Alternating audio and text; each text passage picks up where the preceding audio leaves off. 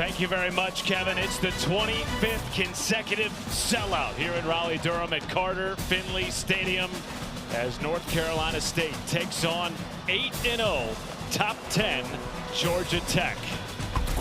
You are watching the ACC on ESPN. 56,000 on hand tonight, hoping for some more chaos. Certainly we have seen chaos in this conference already today. It started early, 11 a.m. Central Time in Dallas. SMU handing a stunner to number 10 Miami. Duke, of course, hanging on against Clemson. And just a moment ago, out west, right here on ESPN2, Virginia in a tight one against Cal. Are up to the minute standing. Still Georgia Tech an opportunity to handle its own destiny with Virginia right behind them, and then a plethora of one-loss teams just to make this a little bit crazier on the first Saturday of November. Hi again, everybody. Matt Schumacher, the 9-year NFL vet. Sam Acho will be joined by Taylor Davis in just a moment. I know you were watching the games all day. What do you make of this Saturday in November? Well, there's so much chaos. November football is the best kind of football because that's when so many things are decided when it comes to the playoff picture. No doubt. And certainly Georgia Tech hoping to avoid the stumbling block today against, a resurgent NC State team. They are lucky to have Haynes King running the controls, a legit Heisman contender for Georgia Tech. Haynes King is playing like a man on a mission. You can see him on your screen. He's locked in, he's dialed in, but he does it in so many ways. You might see him limp a little bit because he loves to run the football, but if he's limping, he's probably only getting stronger. He loves to run people over, but he does have an arm as well. You'll see the passing game be effective. So this is a true definition of a dual threat quarterback. Coming off one of his best performances of his career. 5 touchdowns, nearly 400 yards of offense, no turnovers in a thumping against Syracuse. He's the vet. On the other side, it's the 19-year-old C.J. Bailey. Biggest start of his career without 2 of his top weapons. We'll hear from Taylor Davis about that on the other side.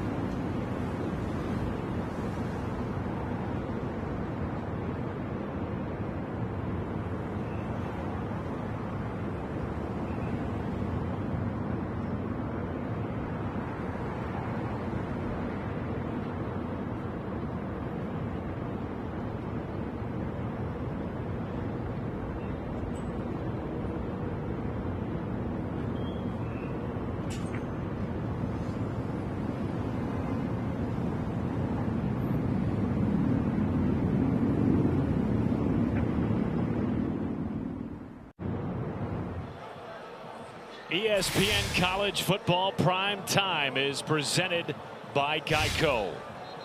Nights are a little bit different around here in Raleigh-Durham. They are packed in for NC State Georgia Tech kickoff in just a moment.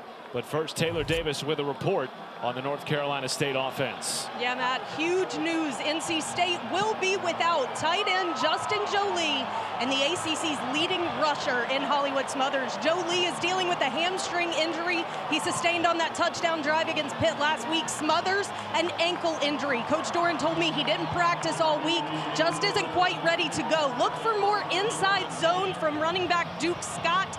But Matt, it goes without saying, Jolie and Smothers, huge misses for this NC State team. No question about it.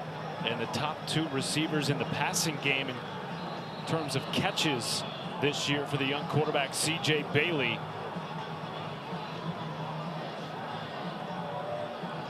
Injuries have been such a large part of this 4-4 season for NC State, but that is all out the window. Their coaching staff told us this week, nobody cares who's on the field when you line up and kick it off. And they are lining up against the number 8 team in the country. First time since 2021 a top 10 team comes to Raleigh-Durham.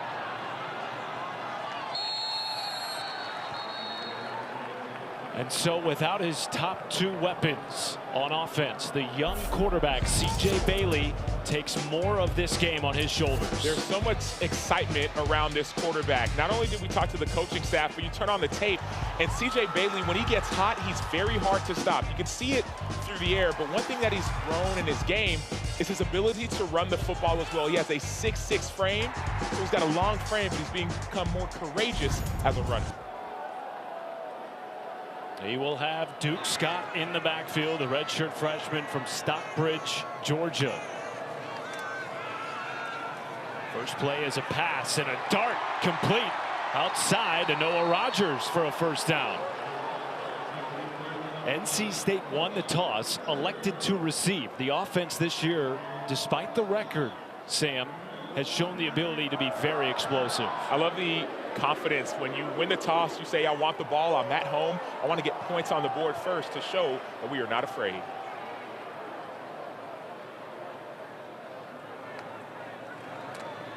Here is Duke Scott running between the tackles, as Taylor Davis told us we would see more of tonight. He is a stout 5'10", 215 pounds. He's different than Hollywood Smothers. Hollywood Smothers is more of an outside zone, catch the ball out of the backfield type of back. Duke Scott, to your point, Matt, is more compact. So the ball's going to be more of an inside running type of ball game. We asked his offensive coordinator, Kurt Roper, to describe him in one word. He said, tough. Makes it 2nd and 1 after a gain of 9. Bailey underneath to Scott. And another stick moving play with a late flag thrown in from one of our side judges.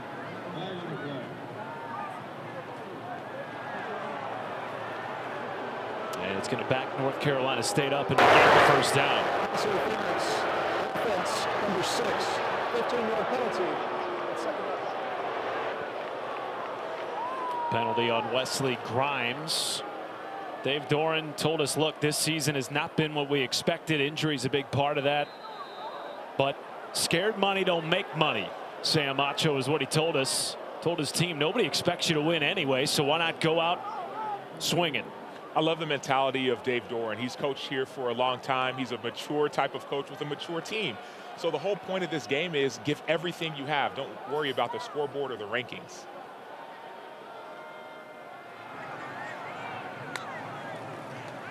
Second and 16 after the pass interference. Over the middle, caught by Cody Hardy, who expects to get more snaps tonight without Justin Jolie. Cody Hardy, 6'3", 265. He's not necessarily a receiving tight end, but without Jolie, he has an opportunity to step up. You see the pocket, clean pocket for C.J. Bailey, and places that ball perfectly for Hardy. That's one thing that shows up for C.J. Bailey, extreme amount of touch on the football. That is Hardy's 3rd reception of the season, and it puts NC State in plus territory. Bailey, a quick throw, goes out to Grimes. Clayton Powell-Lee with some late contact, a little bit of chippiness on the outside. I love the confidence that this coaching staff is putting in to C.J. Bailey. You see this is going to be tackled a little bit late. But this coaching staff is getting the ball out quickly. That was Omar Daniels on the hit, but the coaching staff is getting the ball out quickly. That builds confidence for a young quarterback. Already 3 completions on this drive for Bailey. Here's Duke Scott. That time wrapped up after no gain. Now this Georgia Tech defense down a couple of players as well. 3 in the secondary. No Jai Gilmore, no Amari Harvey. And up front, they're without their starting nose, Matthew Alexander. But they do bring back tonight Akilo Stone, who has missed the last 3 games up front for the Yellow Jackets. 3rd down, 3 or less. They're going empty. So you may want to isolate one of the inside receivers. Pressure off the edge. Bailey delivered quickly to Dante Daniels. 3rd first down of this opening drive for the Wolfpack. 2nd different tight end that we've seen, not named Justin Jolie. Jolie's been out, so other guys have to step up. Dante Daniels, number 87, he's lined up right at number 2. Notice him sit down in the soft spot of the zone. It's hard to play zone on 3rd and 3 or less because there's so many soft spots. Usually you need to play man in a down and distance like that.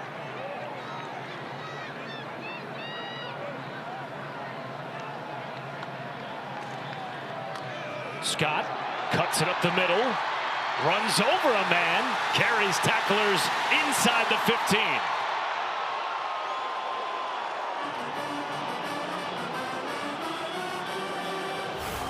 Inside zone run to perfection. You're seeing this play, right? It's really a zone cut.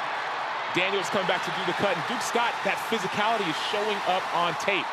That's one thing that we haven't seen a lot of with a lot of Hollywood Smothers. So now it's almost like a different style of offense from NC State. They come into this game having lost 4 of their last 5. Quarterback run. Bailey cannot get out of that tackle by Clayton Powell-Lee, their 2nd leading tackler and starting safety. Only win over this stretch against an FCS opponent. You got to go all the way back to September 11th. The last time NC State beat an FBS program, it was Wake Forest. 4 out of their last 5 games they've lost, and that's one thing that's been the hard part about this NC State run. They bring Will Wilson into the game. He's run the ball 14 times this year. 10 of those have resulted in either a touchdown or a first down. Their short yardage specialist. Following blockers, and Gallup's inside the 5, short of the line to gain. So they can score, they can get a first down without scoring in this position. So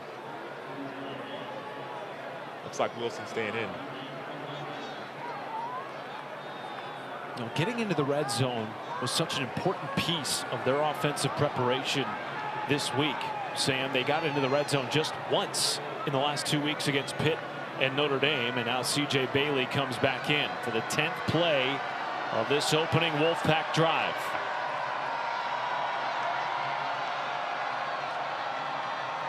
Two fakes, floated to the end zone. Hardy for a touchdown.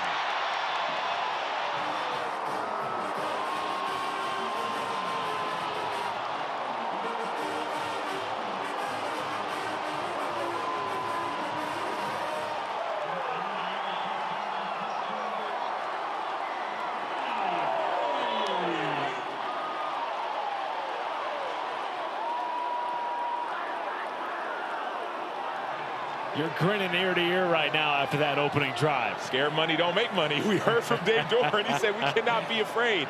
And that's one thing you love to see. No matter what kind of competitor you are, you have to come out and bring your best.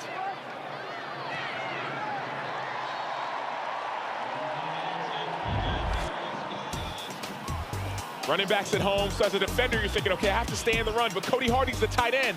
Line up right in that C-gap. You block, you block, you block, you delay, you trip, maybe on purpose, and then you find the end zone. Cody Hardy is stepping up because he's the next man up.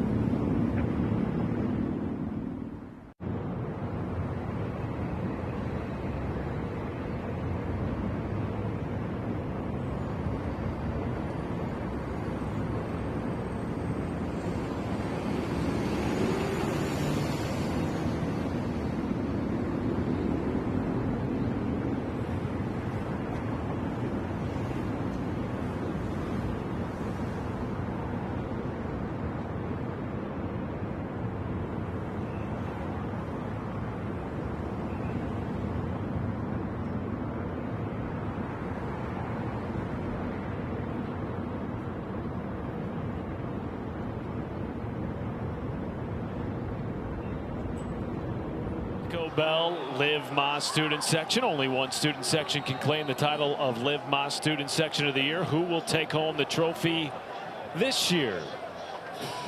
56,000 plus packed into Carter Finley Stadium tonight for homecoming in Raleigh-Durham. 7-0 lead for NC State after a 10-play 75-yard opening drive went to the house.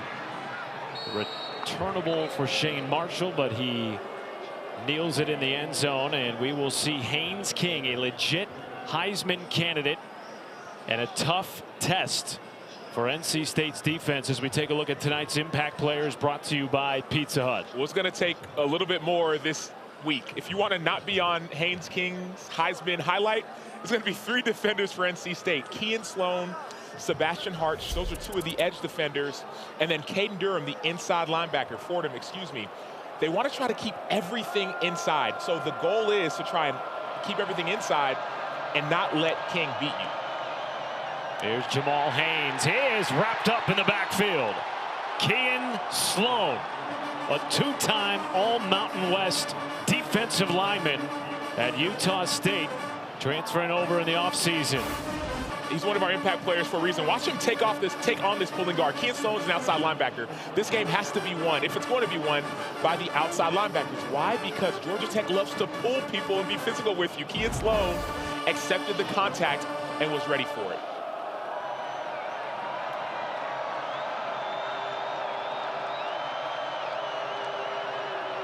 Second and 12. King moving up in the pocket. Hit Jordan Allen for a big gainer. Still going. And finally shoved out of bounds inside the 30. This is what makes Haynes King different this year. His ability to push the ball downfield. This offense doesn't just want to get 2 or 3 yards of play. They want explosives. And that's one of the explosives that we're seeing. They show you the run, they show you that fake, and they throw the ball downfield. And Allen's able to keep his balance, stay in bounds, and fight for another 15 or so extra yards. They are top 10 in the nation in yards per play. That one went for 50, and it sets up first down inside the 30-yard line. King on the keeper, turning the corner, and he is nudged out by Caden Fordham, the leading tackler for NC State. If you see the ball on the edges of this NC State defense, that means they're doing it wrong. You see right here, Haynes King does a little stutter inside, then he runs around the corner and finds a first down. The goal of NC State defensively has to be to keep everything contained, whereas Haynes King in this offense, they want to attack you up the middle, attack you on the edges, and attack you downfield. Had one of the best games of his career last week against Syracuse, nearly 400 yards of offense, no turnovers, and 5 touchdowns. King right up the middle for a touchdown. A very quick response on the opening drive for Georgia Tech. Haynes King is picking up where he left off last week. 395 yards last week and 5 total touchdowns. You saw a 50-yard pass, and then now about a 10 or so yard rushing touchdown. Look at those pullers. They're blocking on the inside, and then Haynes King just does what he does best. Finds green grass and gets into the end zone.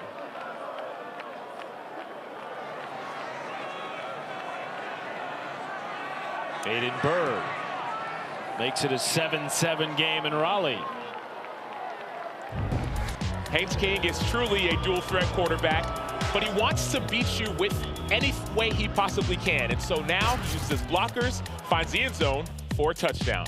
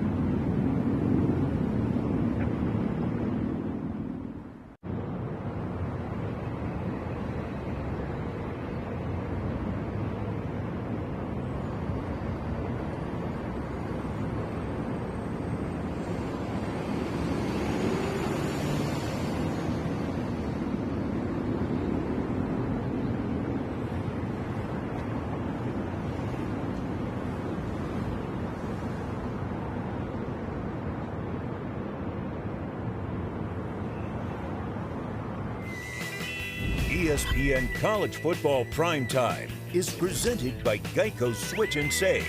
Get more with Geico. Happy Halloween to all of you watching around the country. Sam Acho is a snack fiend.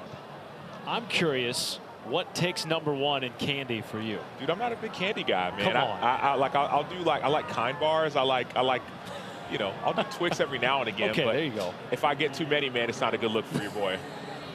I'm more salty than sweet. Got it. I like fries. But that's not a Halloween thing, is it? Not quite. Can't have fries on Halloween. Matt Schumacher, the former Texas Longhorn, 9-year NFL vet. Sam Acho, Taylor Davis on the sideline. 7-7 game. After both opening drives went for touchdowns. Here is Colson Fields out of his own end zone and plows out across the 20. Let's take a look at the drive recap.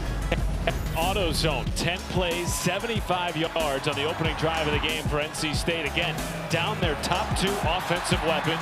No Justin Jolie, no Hollywood Smothers, but Sam Acho, no problem for C.J. Bailey and company on the opening drive. We saw this offense really step up. Cody Hardy, number 44, number 87, Dante Daniels. So people talk about next man up all the time. NC State is living it. Bailey on play action, checks it down to Duke Scott. That has been one major area of C.J. Bailey's progression. Remember last year, had to start 9 games as a true freshman due to an injury to QB1. Such a young player, Sam, just 19 years old, but his poise off the charts. Well, there's so much, not just the poise, also there's a sense of joy when he plays. We were at his walkthrough yesterday, and he was dancing, joking around. He has such a level of joy to his game. 2nd and 6. Underneath, hit Teddy Hoffman.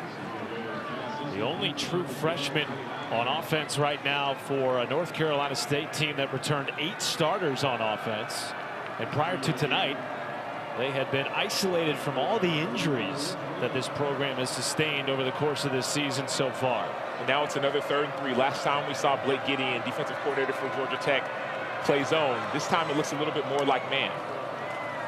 Pressure comes. Quick throw over the middle is caught for a first down. Terrell Anderson, who we expect to get more targets tonight without Justin Jolie. So it is man-to-man defense, but you have to understand down and distance. Terrell Anderson knows that it's only 3 yards he needs to get, so he runs a quick slant inside. And yes, he accepts the contact, but it's still a first down. So needs to be tighter coverage on the back end for Georgia Tech.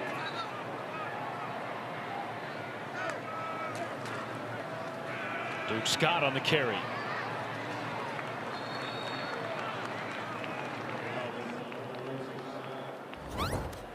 We thought the running game could be a major key to NC State's success tonight against the Georgia Tech defense that at times has struggled against the run. Gave up over 150 yards on the ground last week to Syracuse.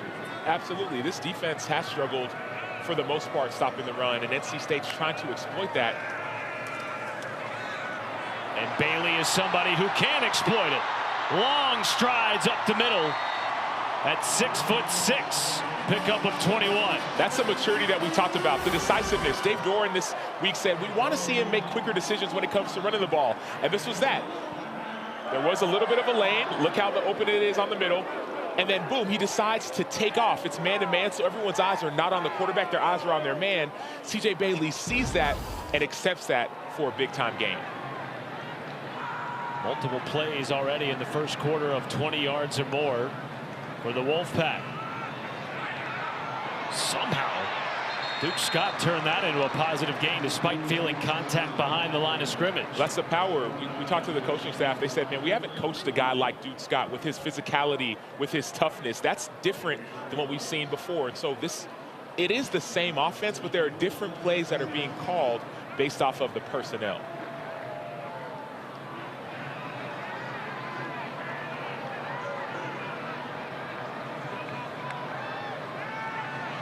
Second and 7. Underneath, Hoffman took a shot and made the catch. Gain of 16. It looks like the blow by Omar Daniels. It looks like Georgia Tech is playing a little bit on their heels right now. That was somewhat of a screen and go. You fake the screen, see the pump and fake, and then there were two wheel routes. There was that wheel route right there by Hoffman. There's another route over top. So this is the aggressive style that NC State is playing with, and Georgia Tech is a little bit on their heels trying to catch up. A 9-for-9 start for C.J. Bailey, nearing 100 yards passing in the first quarter. And that touchdown on the opening drive. 1st and 10. Bailey floats, hits Daniels near the 5-yard line for a first down. So Daniels, tight end, and Brady 7, he's going to do what we call like a stop block. He waits. Watch him. He's going to feel like he's blocking, but there's no one there. So they think he's there for the run game. He's not. He's there for the passing game, and the ball is just perfectly laid over by Bailey.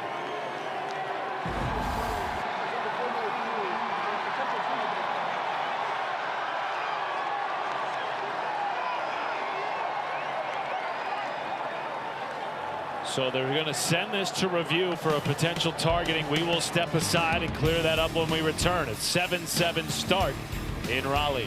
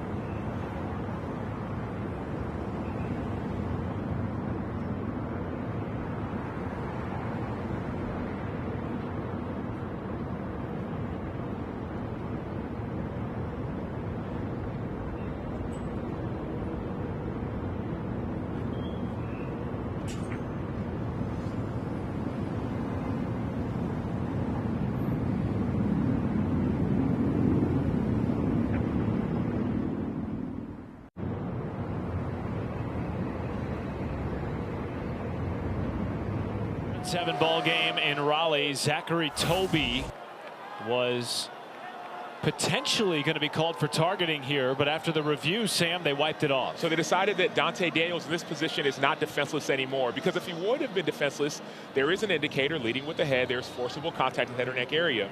But Daniels, once he caught the ball, and the referee's assumption no longer became a defenseless receiver. So no targeting. Todd Evans, our replay official tonight in Raleigh-Durham. First and goal.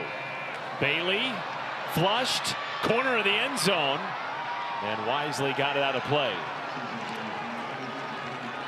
His first incompletion of the night. That's the right play. That was a smart decision by the 19-year-old quarterback, second year as a starter. Nothing's there, nothing's open. Don't try to force it.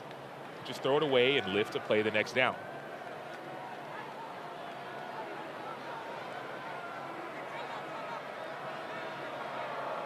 He has yet to turn it over in his young career in the red zone. And now a flag. False start on NC State. Offense, number 44. 5-yard penalty. Second down. And it's on the tight end, Cody Hardy. That's what we're seeing now, the chess game. So now Georgia Tech says, okay, we're going to put some pressure on you. They stemmed late into pretty much a bare front, so 5 guys on the line of scrimmage. Hardy's the end man of the line of scrimmage, so we reacted to that stem. So as much pressure that we've seen from NC State, Georgia Tech can respond with pressure of their own. Blake Gideon, your former college teammate, first-year defensive coordinator for Georgia Tech. Less than 5 seconds on the play clock. Bailey got it off with 1. Up the middle, he's taken off. He's into the end zone for a touchdown. 11-yard scamper. Wolfpack back on top.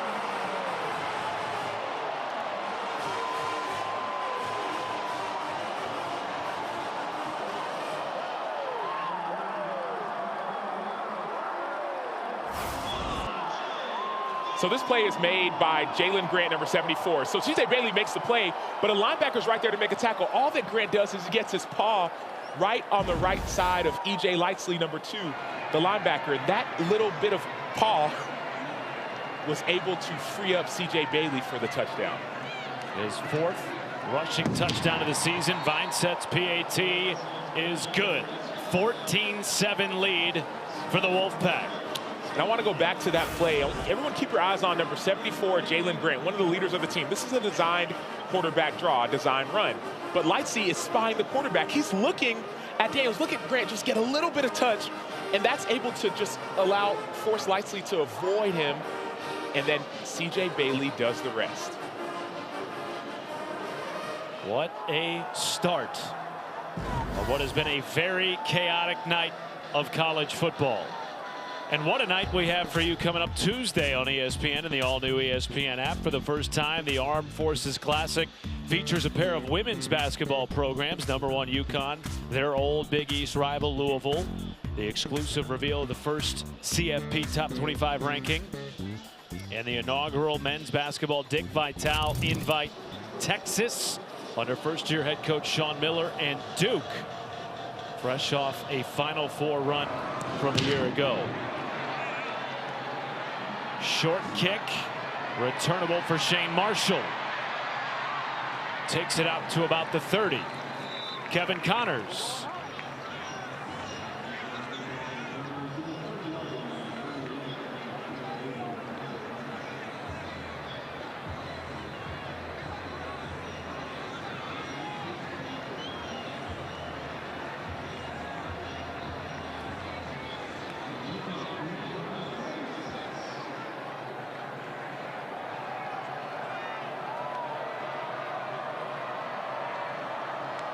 Thank you very much, Kevin. After a touchdown drive to take the lead for NC State, Malachi Hosley, last year's Ivy League Player of the Year with a first down game. Hosley transferred from Penn, and you mentioned it, Ivy League Player of the Year. And he's a different running back than Jamal Haynes. He's more of a slasher, more of a downhill back. Not the biggest back, but man, he loves to turn it on right up the middle.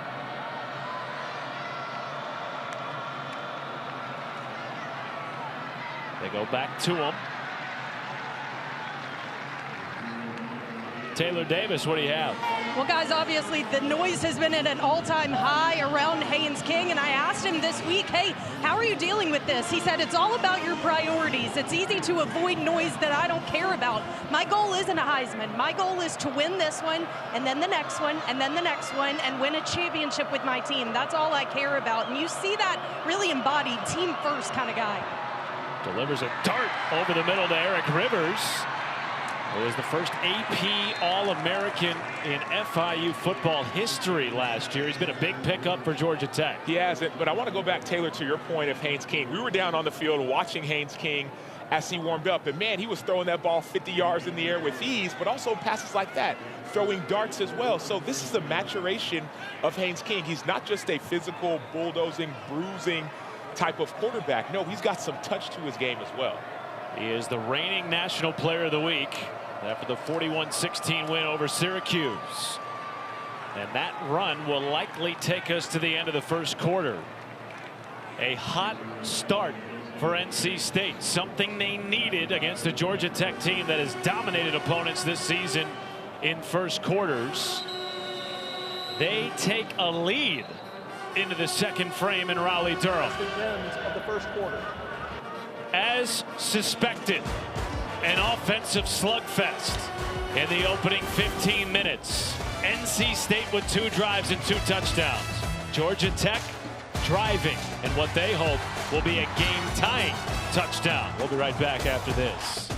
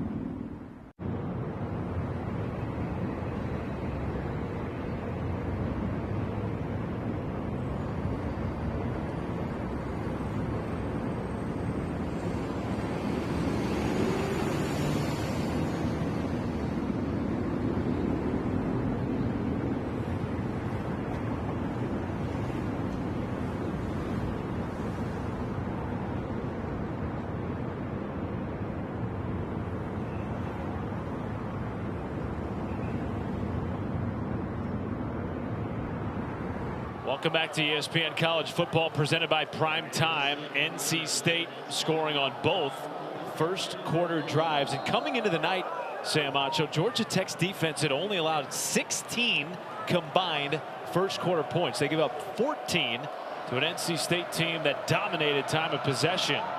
And now 2nd and 5 for Haynes King and Georgia Tech. And a first down run for the Heisman candidate, who Taylor Davis told you about going into our last break. He's not concerned with all the Heisman hype and the Heisman noise. The son of a coach, his father John, a longtime high school Texas coach, and he plays like it and he speaks like it as well. Not just anywhere in Texas. That's East Texas, the 903 Longview High School. They love football in East Texas. He's a true football player.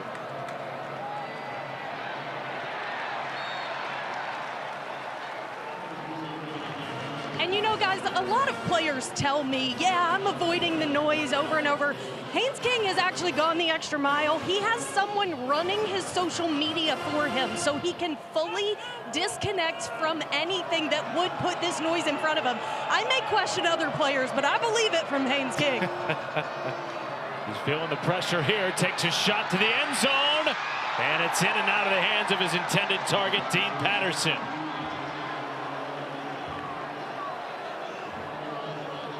Jamel Johnson had outstanding coverage. That ball was perfectly placed, but Jamel Johnson avoids the contact. See the pump fake, but then Jamel Johnson gets his head around.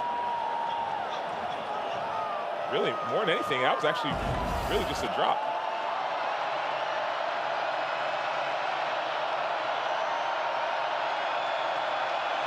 First third down of the game for Georgia Tech.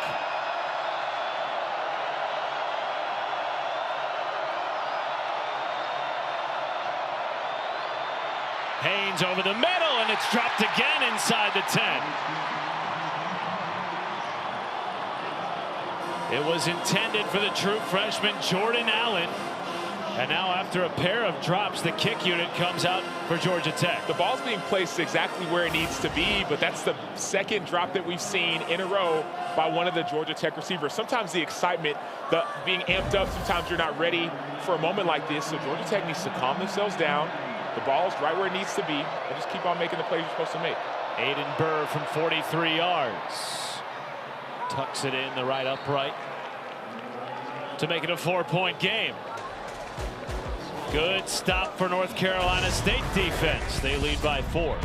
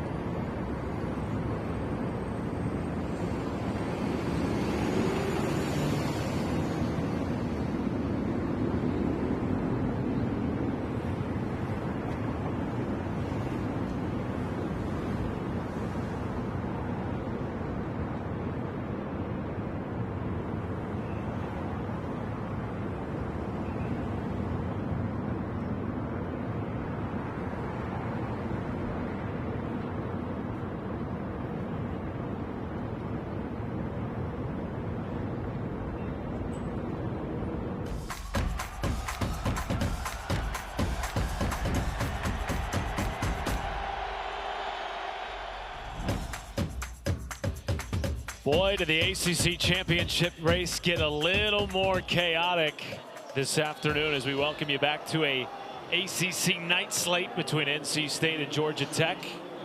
Yellow Jackets, the last undefeated team in the ACC at 8-0. Best start in 59 years. 5-0 in the ACC for the first time in their 43-year history as a member of this conference. As we take a look at the college football headlines presented by Harbor Freight. How surprised were you by the Mustangs' upset victory over Miami? Miami's been up and down this season. They started off very, very hot, but as of late, they've been a lot down. So I wasn't overly surprised as we watched some of the undisciplined play by Miami. Duke. What has been impressive, though, you're talking about Duke and Darian Mensah, transfer from Tulane. They've been impressive, still only one loss in conference. But Virginia surviving a scare. This is the third or fourth straight week where it's been close at the end. And Louisville trailed early against Virginia Tech. Held on to win that game. Wake Forest in action right now against Florida State over on ACC Network. And that is the first sack of the game for either team. It's a loss of 7. And Akilo Stone back for the first time in 4 games with the tackle. Watch him on the inside. Just work, spin move, work. We call that an ice pick. When you finish off that spin move, you're not lazy with your offhand. You use it to pin the offensive lineman, and almost like you're sticking an ice pick in their back. It's kind of graphic, but that's how it works. Akilo Stone with a beautiful pass rush move for the sack. Not too graphic for Brent Key. More on that in a moment. That run does not go very far. Maybe a gain of 2. Brings up 3rd and long after the tackle by Braden Manley. Brent Key told us last night that his message to the team was about chase dogs and catch dogs when you're hog hunting. And he used some pretty graphic language. He wanted his team to understand that they're not going to be the hunted. They're going to be the hunter. And you talk to some of the coaching staff, and they were with Georgia Tech. They said, hey, man, they have to step into the ring with us. So NC State, they need to understand that we are here. So this team is very locked in. 3rd and long underneath to Colson Fields. Twists ahead, but not nearly enough to move the chains, and the punt unit will come out for the Wolfpack. And now it seems as if the game is starting to settle in just a little bit. I talked with Blake Gideon, the defensive coordinator for Georgia Tech. He said, we know before the game, he said, we know that NC State's going to have a fast start, bring out their best punch. It's a homecoming game. It's a night game. It's a big game. We have to be able to handle that and make a stop. And now you're seeing the Georgia Tech defense start to settle in. Caden Noonkester on for the first punt of the evening. Eric Rivers back deep to receive for Georgia Tech. High but short punt. Rivers sprinting ahead to make the fair catch at the 40. And great starting field position for Georgia Tech. Kevin Connors, what do you have?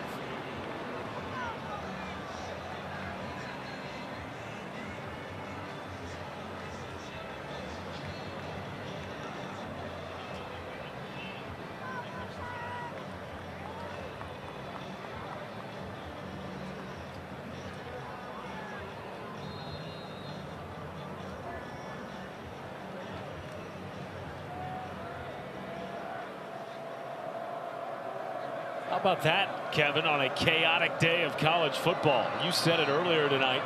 That is a playoff eliminator type of game. Neyland at night. Here's a pass underneath from Haynes King. Brett Seither running it past midfield and into enemy territory. Gain of 26. You know, Brent Key told us, look, yeah, we know we're number 10 or top 10 in the country. We know we're off to the best start since 1966. None of that stuff is getting to us. He told us, Sam, this is the most fun he's had coaching a football team in 25 years as a head coach. Not just because they're winning, but because of the type of guy they have on this roster. This team is extremely locked in. People talk a lot about leadership councils, and he has 27 seniors on this team. Every single senior is on that leadership council, mature team. Haynes King pumps, keeps, runs over a man at the 30. But a nice gain on first down. Most teams, Matt, they vote positionally. Okay, well, leader in this position room or that position room. Brent Key said, no, we want our seniors to be the leaders of this entire team. And Haynes King is the one leading that charge. 24 years old, 6th year in college football. Even keel, not too high, not too low. That level-headedness, it permeates throughout the locker room.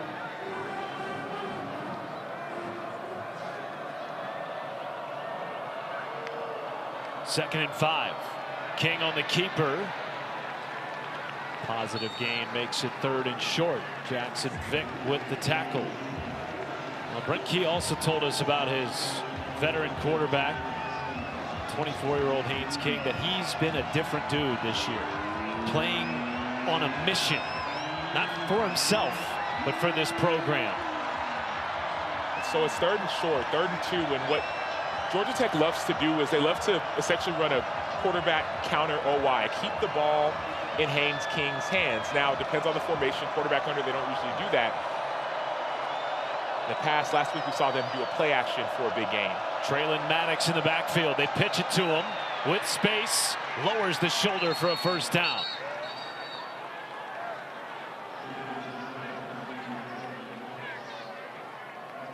Taylor Davis. You guys were mentioning the veteran aspect of this team, and it's exactly what I've seen personified down here on the sideline. That last offensive drive wasn't what they're capable of. Sam, you pointed out the drops. They shook it off after about 10 seconds, and that's exactly what the coaches told us. Whether emotions are good or bad, they need to let them go quickly, go back to the drawing board and adjust. They put that on the field this drive. Whistles before the snap and a timeout taken by NC State. Timeout. NC State. They're first. We will take the timeout with them. Georgia Tech driving, trying to take the lead here in Raleigh.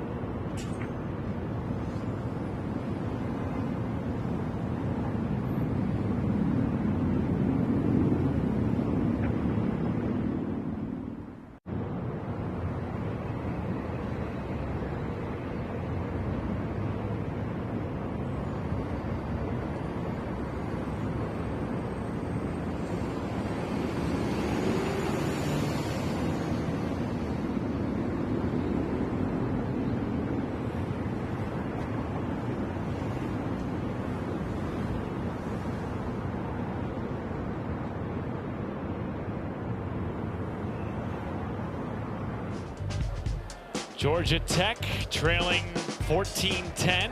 Haynes King with a rushing touchdown tonight. What else is new? His 13th of the season as we send you to the sideline for TD's point after. Well, Matt, you often hear Haynes King and toughness as synonyms these days, right? How's this for toughness? When he was a child, it was Christmas, he was roughhousing with his cousin. His left hand got stuck under a treadmill belt. He was rushed to the ER. He was on track to be a left-handed quarterback. His dad, who's a coach, was a little disappointed in it, but he had to learn how to throw right-handed. Said he was in the backyard working on it the next week. I said, did it hurt? He said, heck yeah, it hurt, but I needed to figure out how to overcome it. I asked him if he's still ambidextrous. He said in certain things, but you probably won't see it on the football field. Taylor, Last year he had a torn right labrum, which limited him throwing the football. At that point he thought about going back lefty. The right arm looks pretty good tonight, though. A delivery to Eric Rivers and a gain of 12 to move the chains. How great is that? So everything he did as a kid was lefty. Then he gets his arm caught in his treadmill and says, you know what, I'm going to become a right-handed quarterback. And now you still see him throw right, which is so impressive. So the stories of Haynes King, those things are real. The legend continues. Missed 2 games because of that torn labrum last year. Played through 3 more despite all the pain. Healthy this year. Just missed on a pass attempt for JT Byrne. Sod Brown in coverage. Really testing this NC State secondary, which is down 7 different players. They're without Ronnie Royal tonight. And all year they have been banged up defensively. Last week gave up season high 53 points to Pitt with 9 different players on their 2 deep out due to injuries. But nobody cares, right? We talked to the coaching staff. They said nobody cares about the injury. We have to be able to perform. King sifting through tacklers. 3rd down.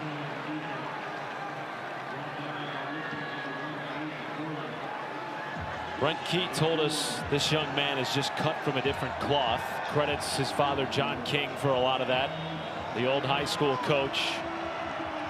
But he told us, Brent Key did, that you won't find another competitor quite like Haynes King. Brent Key doesn't smile often, but when he started talking about Haynes King, he started to smirk just a little bit because they're cut from that similar cloth. Let's see. Big 3rd and goal. King under pressure. There was a hold in the back of the end zone, and the flags come in. Rivers got held up by Tristan Teasdale.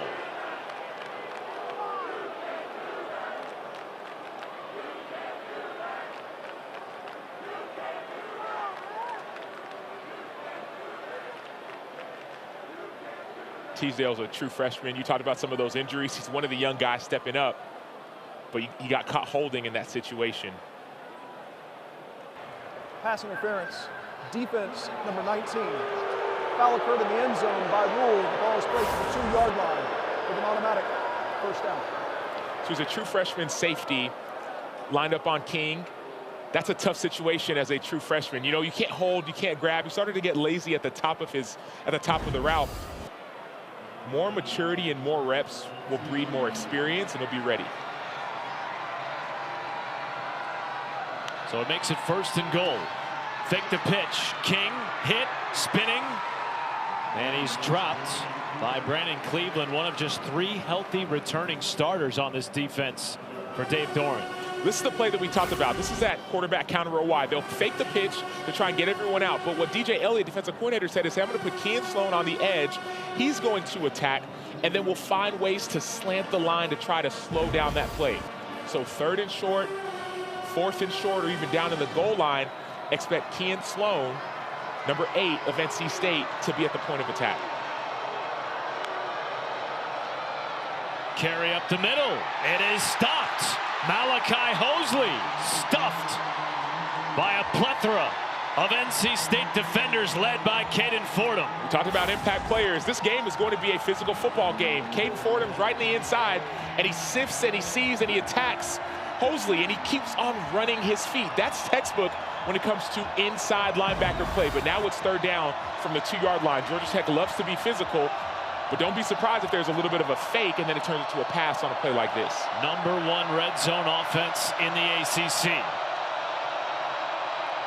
King floats. Touch! Yellow Jackets lead. JT Byrne.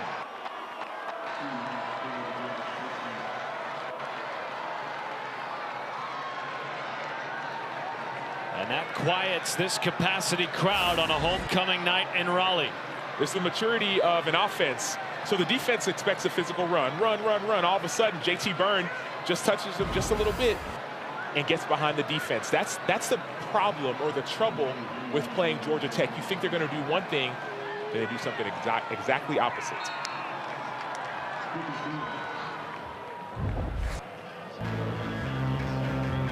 JT Byrne receives the touchdown. Haynes King fakes him out, gets it to the end zone.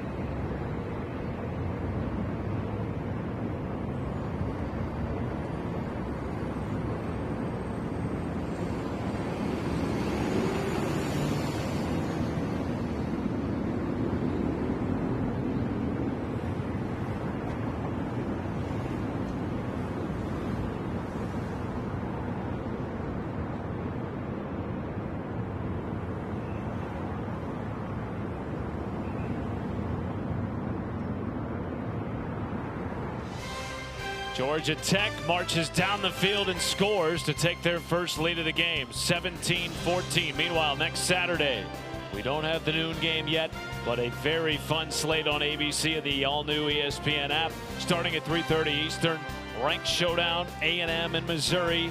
Aggies off to their best start since 1992. Then LSU, new head coach at Alabama. Always a good rivalry matchup, regardless of the records. I just wonder if the governor's put together that search committee yet for the new coach that he was talking about. You had to go there. I had to. All right, let's take a look at this week's college football rankings brought to you by Chick-fil-A. What jumps out to you? And those two L's in the top 10. Vanderbilt going down to Texas. That game came down to the wire, 21 unanswered. And then Miami going down at SMU. So these rankings are going to look totally different come Tuesday, not just because it's the committee voting on it, but because two top 10 teams went down. College Football Selection Committee's first top 25 reveal this Tuesday night. They meet every Monday for the rest of the season, all the way up until after the conference championship games. Last drive resulted in a punt for NC State. This starts on the ground with Duke Scott getting the start tonight in the place of the injured ACC leading rusher Hollywood Smothers. On College Game Day announced their location next week. BYU, who was idle this weekend, goes on the road to take on Texas Tech. Game day in Lubbock, 9 a.m. Eastern, 8 a.m. Central Time. Bear Bachmeier. And no Will Hammond for Texas Tech. Well, the Big 12 could get shaken up in a big way tonight with Utah playing Cincinnati at home. That's the late game. Here's Noah Rogers With a nice run after the catch to move the chains. Picks up 17.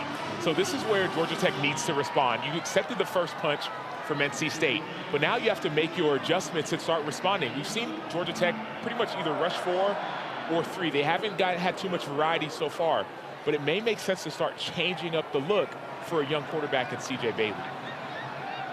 Just 19 years old, 2-year starter, and an NFL talent in the words of his head coach. Flag comes in at the end of the play.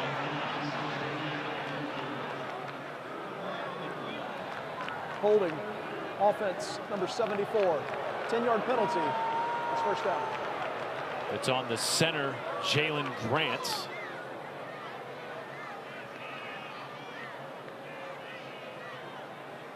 It's so rare in today's era of college football to see a 19-year-old starting at quarterback, and on the other side, the 24-year-old Haynes King, a Heisman Trophy candidate. Yeah, I feel like the 24-year-old is more common with the transfer portal and with the COVID year, but man, both these quarterbacks are affecting defenses almost in the same way, both with their arm but also on the ground. Nice play there. The ball came out. They're going to say it's a fumble. Ruled Georgia Tech ball on the field. I think they're going to have to take a look at this. I'm not sure Rogers had possession. Fumble recovered by the defense. Jason Moore, the big D tackle, 6'2", 300, jumped on top of the football. But what I'm looking at is, was there firm control? So the ball's going to be, it looks like it's going to be caught, but I don't know if there's firm control on this one. You see Rogers just bobbling it the whole way. To me, that looks like an incomplete. Previous play is under further review.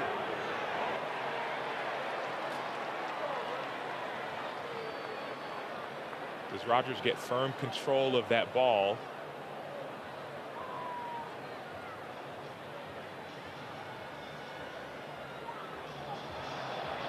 To me, that doesn't look like it's control. I mean, we're going to look at it again. You could say he's getting that step, but before he's trying to get that first step in the ground. And remember, it has to be clear and obvious for this play to be overturned. So it was rule of fumble. Rule to fumble. Is it clear and obvious that this was not a catch? I'm not convinced he ever had full possession when he took that first or second step. What the officials are looking at is, we have what we called. We called a catch and a fumble. We need something clear and something obvious to show that it was not a catch and it was not a fumble. Does he establish possession? Does he make a football move? There's a clear recovery. To me, that ball, it pops out before it's possessed. It's also so difficult because we're slowing this down to frame by frame versus full speed, which is the way they saw it on the field.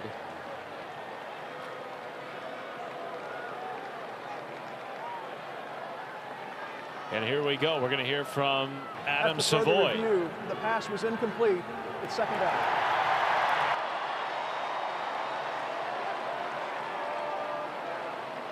Major turn of events there.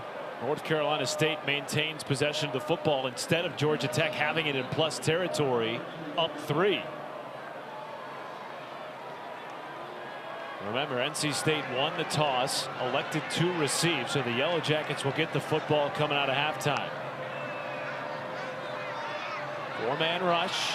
Bailey buying time, takes a shot, and a lot of contact at the end of that play. No flags. And an incomplete pass intended for Noah Rogers. So C.J. Bailey found Rogers a bit late, but to me that looked like there was a little bit early contact. Noah Rogers is trying to receive the ball, and that contact by Daquan White looked a little bit early. Right there, before the ball reached the gloves. You said it earlier, sometimes when you're watching in slow motion, it looks like it looks one way, but to me, even in real time, that looked a little bit early. The Packer 3 for 4 on third downs in this game. This on 3rd and 20. Bailey with room to run if he wants it. Instead throws, has an open man. It's Anderson. Turns it upfield. Anderson down to the 15.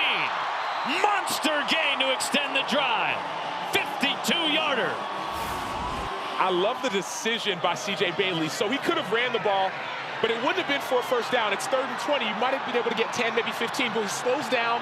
Then he finds Terrell Anderson deep down the field. The fact that C.J. Bailey started to run, the DBs, their eyes started to go in the backfield. They thought he was going to run for 50 like he did before. So that's a level of maturity from Bailey that's showing up right before our eyes.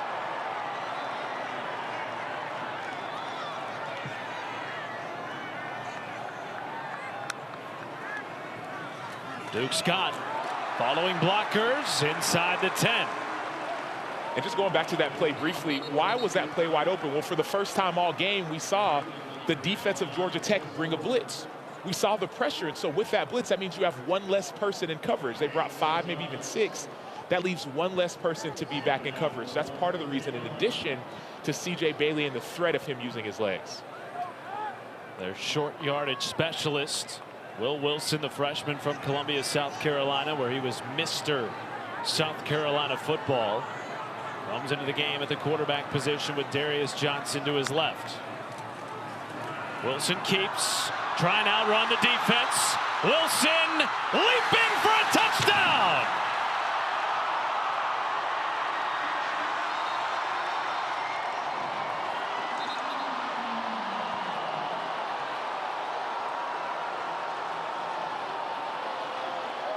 We talked with Kurt Roper, the offensive coordinator of NC State. He said, hey, when you see 10 in the game, you know what we're going to do. And you still can't always stop it. You still can't stop it. Will Wilson did that pretty much all on his own. Noah Rogers was on the edge. He could have been blocking. He wasn't. Maybe he thought the play was supposed to go inside. The play actually was supposed to go inside. He didn't need the block. I wonder if they're huddling here to discuss whether or not he maintained Rolling on the field possession. is a fumble recovered by the offense in the end zone for a touchdown. That's what the scuttlebutt was about at the end of that play, with Georgia Tech players diving onto the pile. That's what seeing the ball. The scuttlebutt. One more time. The fracas. So to me, that's a touchdown. The ball crosses the plane. Kyle Efer does a great job of trying to get the ball out, but they rule fumble, so it doesn't matter either way. But that was a touchdown before a fumble. I got to be on my P's and Q's next to the Campbell Trophy winner. Sam Acho, what a response by NC State after Georgia Tech just marched down the field and took their first lead of the game. Well, started with C.J. Wilson getting that ball down the field, and then, C.J. Bailey. Now Will Wilson using his legs once again. Number 10, when he gets in the game, usually going to run it. He reaches the ball crosses the plane. There's full control, full possession. So to me, that's a clear and obvious touchdown. But either way, since it's recovered by the offense, they didn't have to go back and see if it was Will Wilson's touchdown or NC State's touchdown. For 20 years, All-State has celebrated every field goal and extra point made at participating universities by donating to the university's athletic scholarship fund, supporting all student athletes. Thank you, All-State. Can I ask you a question? Yes, sir. How do you spell scuttlebutt? Because I legit don't know, and I want to use the I word. can't believe you don't know, because you are the smartest person in this booth by a long shot. Can you tell me how to spell scuttlebutt? I don't know. Come on, dude. I want to use the word. Language of origin. Can you use it in a sentence? Language of origin, definition. One of my buddies won the Scripps National Spelling Bee in fifth grade. Of course. Cy Gunturi. Well, as we've talked about all night, Acho, it's been a wild day in college football, particularly in the ACC. We saw Miami get upset by SMU. Duke held on against Clemson. Louisville holding on against Virginia Tech. Look at all the one-loss teams stacked up behind Virginia and Georgia Tech. The ACC seems wide open, but man, Virginia and Georgia Tech still no losses, and whoever wins gets an automatic bid into the college football playoff, wins this conference, excuse me. Haynes King pumps, now takes off, slices up the middle near the line to gain. And they will move the chains. So this is the time where Georgia Tech has an opportunity to double up. If they score here, they get the ball coming out of halftime. So they don't need to be in any type of rush. They can take their time, slow down. Under 2 minutes, the clock will stop on first downs and run their typical offense.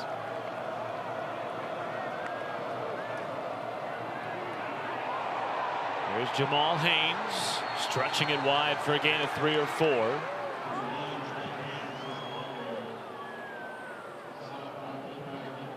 Going back to that graphic, the most bizarre thing is that Virginia, who won today against Cal, is now a 1-loss team with 7 wins. Their only loss to NC State, which was not a conference game. That came back in week 3. And Georgia Tech will elect to take this down to the 2-minute timeout. All 3 timeouts remaining for Haynes King and Georgia Tech, trying to put together a drive at the end of the half.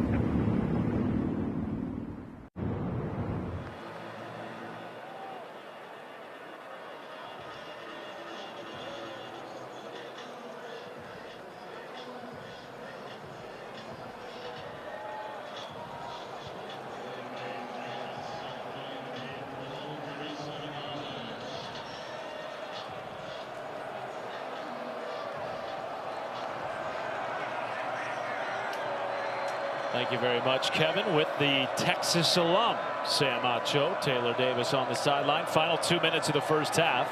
All 3 timeouts for the Yellow Jackets. Passes caught by Allen for a first down. So one thing we heard from DJ Elliott, the defensive coordinator of NC State, is that they're going to play a lot more man. And what we saw, the reason that play was open is because it was man. And man, oftentimes when you run crossing routes, as a receiver, you can run away from the defender. So if Georgia Tech is seeing man on tape on their iPads, they may start passing the ball a little bit more. King pulls it out with blockers. First down and more inside the 40. Haynes King with a gain of 13, and another methodical drive taking shape for Georgia Tech, who gets the ball coming out of halftime. Notice how they're taking their time. They're not in a rush. But one thing I love about this offense is when Haynes King decides to run, everyone blocks. So Brett Seither, the tight end number 80, he did a great job of blocking on the edge to allow Haynes King to get about 5 to 7 extra yards. Anytime this ball is run, whether on the inside or on the edge, every single person on this offense, receivers, tight ends, running backs, they block.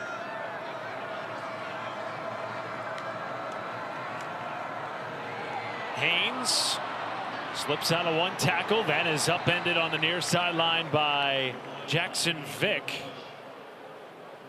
The starting nickel playing in a very banged up secondary. Frankly, this entire defense has been banged up. Big reason why they've lost 4 out of their last 5 games. In all 4 of those losses, they trailed at the half. Trying to flip the script tonight against an undefeated Georgia Tech team coming in ranked number 8. King taken down in the backfield. Caden Fordham with the first sack for the Pack.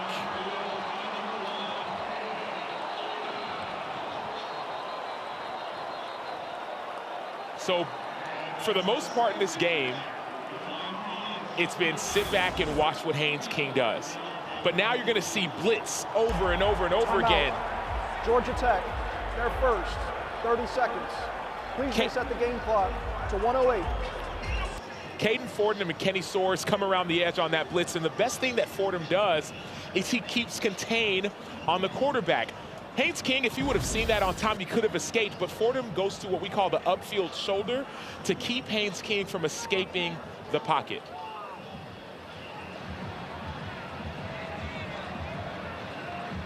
Third and 15 looming for Haynes King. Caden Fordham, what a story he has been, the alpha of this defense. One of the leaders of the defense, leaders of the team. He lost a lot of his season last year to injury, coming back this year healthy. And he didn't have his best game last week, but notice how he's backing it up this week. You talk about next man up. Well, it's also a next play and next game mentality. Top 15 in the nation in tackles. And now nearly 57,000 on their feet for 3rd and 15. 3-man rush. King dumps it down. Not nearly enough for the first to Brett Seither. And now is this decision time for Brent Key? Timeout. NC State, their second. 30 seconds. Please reset the game clock to 1 minute. Well, the Wolfpack are going to try to do something with this final 59 seconds.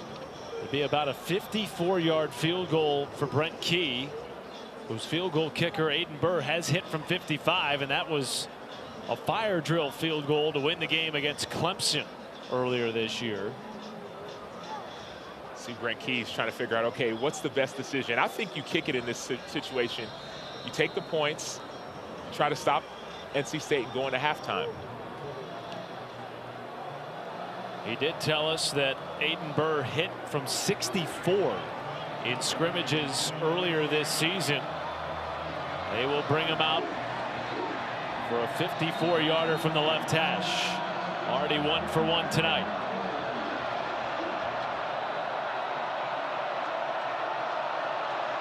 Kick is away. Burr is wide left. No good. And NC State will get the football with great field position and 1 timeout left in the first half. Smart use of those timeouts early. Started with the blitz, with the sack, and then another timeout, and then Aiden Burr, who's usually a consistent kicker, wide left. Just his 2nd miss of the season, both of which have come from 50+. And now Dave Doran's team has a chance to extend the lead. Well, he was frustrated because there was actually a 12th person on the field, and that person was running off, so it could have been a penalty. Terrell Anderson was back there as if he was going to be maybe a long kick and returning it. But fast forward, C.J. Bailey, let's see what he can do. Ball starts at the 36. Bailey, a quick throw out to Wesley Grimes, trying to get out of bounds, could not. was tackled inbounds by Zach Toby. Phenomenal play, smart play by Toby, keeping the clock running. Bailey going through his progressions, widely throws it away. Taylor Davis. Well, guys, I don't know if it's translating on the television, but when this place erupts, it is loud down here, and it's a different energy for Georgia Tech. This is just their second night game of the season. They haven't played at night since week 1. At the half, you really feel like they need to bring their own juice a little bit more, Sam. BYOJ, that's what you have to do. When, especially as a defense, people will say, man, pack the defense on the road. That's what they need to do, pack the defense. 3rd and 3. Pressure. Bailey got rid of it. There was contact, and a flag comes in. Rodney Shelley covering Noah Rogers. And that will be the first penalty of the night on the Yellow Jackets. Meanwhile, Pass interference. Defense number 6. Ball replaced at the spot of the foul. And an automatic first down. C.J. Bailey continuing to limp around after he was brought to the ground 2 plays ago. Well, we'll start with the pass interference. Noah Rogers does a great job on his stem, and Shelley, you see him hooking the arm. But I think a bigger deal is C.J. Bailey. Sometimes you can see he's in a lot of pain, but sometimes adrenaline takes over. I get the pain, but in football, sometimes you don't feel that when the adrenaline starts to pump in. It's an offense without Justin Jolie tonight, their leading receiver, and without Hollywood Smothers, the ACC leading rusher. Rogers with a catch and a 5-yard gain. Got out of bounds to stop the clock with 25 ticks left. We haven't seen a lot of field goal attempts from NC State, so I'm expecting NC State to be aggressive. Yes, you have to get out of bounds. You want to get out of bounds. That way the clock stops. If you get a first down, the clock will stop until the change or reset. But I want aggression from NC State. 4-man rush. Bailey over the middle. It's caught. Noah Rogers inside the 20. This is why people love C.J. Bailey, because the ball placement on that pass. There was a middle field safety. He throws it back shoulder essentially to avoid the contact. C.J. Bailey is growing and maturing. Yes, he's only 19 years old, but he had about 9 starts last year. Watch where this ball's placed. He doesn't run his receiver right into that middle field safety. He throws it a little bit behind him to Noah Rogers and keeps him safe. Well, we've talked so much about the toughness of Haynes King. We're seeing that on display by the young starter for NC State, C.J. Bailey, putting together an excellent drive to end the first half. Takes a shot to the end zone. It is incomplete. Intended for Keenan Jackson. Had hands on it, but just could not corral. It just seemed like maybe it was like an inch or two too far. Nice placement. Keenan Jackson just barely couldn't hold on to it. That inch or two, people say football's a game of inches. I understand that, hey, if you can touch it, you can catch it. But, man, if you want to get that just a little bit tighter, it'd be a touchdown. So moving forward now, it's 3rd down, but the more important thing is the time. It's all about the end zone if you're NC State. So Georgia Tech needs to back up, understand that they're trying to attack the end zone. They have a field goal here. 1 timeout left for the Pack. Bailey pumps and now floats it out of play with 5 ticks left. Now 4. Now 3. It wound down all the way down to 3 seconds left in the first half. And this will be their first field goal attempt since week 4 as C.J. Bailey hobbles to the bench. I'm sure Taylor Davis will update us on his status coming out of halftime. Kanoa Vineset from 34. It is good. And NC State extends their lead going into the halftime locker room. That's the end of the second quarter. Wow. C.J. Bailey, the young star, was being helped off and now says, let me do it myself. Gingerly jogging into the halftime locker room for an offense that is down Justin Jolie, down Hollywood Smothers, and yet they lead the undefeated number 8 Georgia Tech Yellow Jackets at halftime.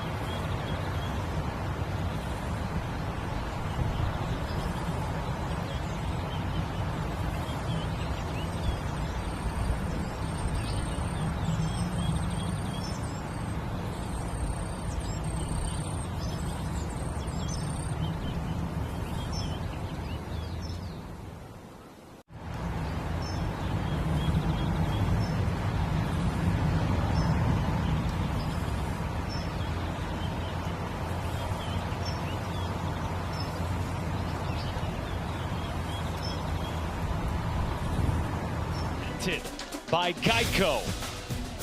Homecoming crowd, 56,000 plus, treated to a dandy of a first half. 24-17 lead for NC State, largely driven by the exceptional play of their sophomore quarterback, C.J. Bailey. C.J. Bailey is showing off just a little bit. He shows the touch, but he also shows the quick decision-making to use his legs and get to the end zone. There's also a big-time run, but some of that may be slowed down because here towards the end of the half, he got rolled up. He limped off the field, tried to get a little bit of help. He said, no, I'm going to try and jog off the field. So we'll be keeping our eye out on C.J. Bailey as this half continues. Bailey, 16 of 22 in the first half with a touchdown and 215 yards passing. He also had a rushing touchdown and averaged 7 yards per carry. It's become a bigger part of his game as the season has unfolded, and tonight even more so without Hollywood Smothers, the ACC leading rusher, without Justin Jolie, this team's leading receiver. Georgia Tech will receive the football to start the second half.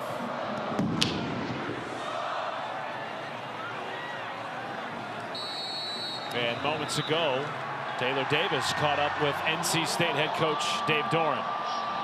Well, Coach, we saw C.J. Bailey get banged up at the end of the half. Any update on his status? He's good to go. Okay, awesome. The offense has been able to run the ball effectively, move the ball downfield against their defense. How do you continue that in the second half? Just got to keep mixing it up. You know, we've done a good job of being balanced. We're taking shots. We're getting completions underneath. Duke's running really hard. The guys are fighting for him. Thanks for the time. Thank you. Thank you, Taylor. Meanwhile, on that last kickoff, an injured NC State player. Boy, their fan base has grown weary of hearing that statement. Injured Wolfpack player. They have been injury riddled this year, now on both sides of the football.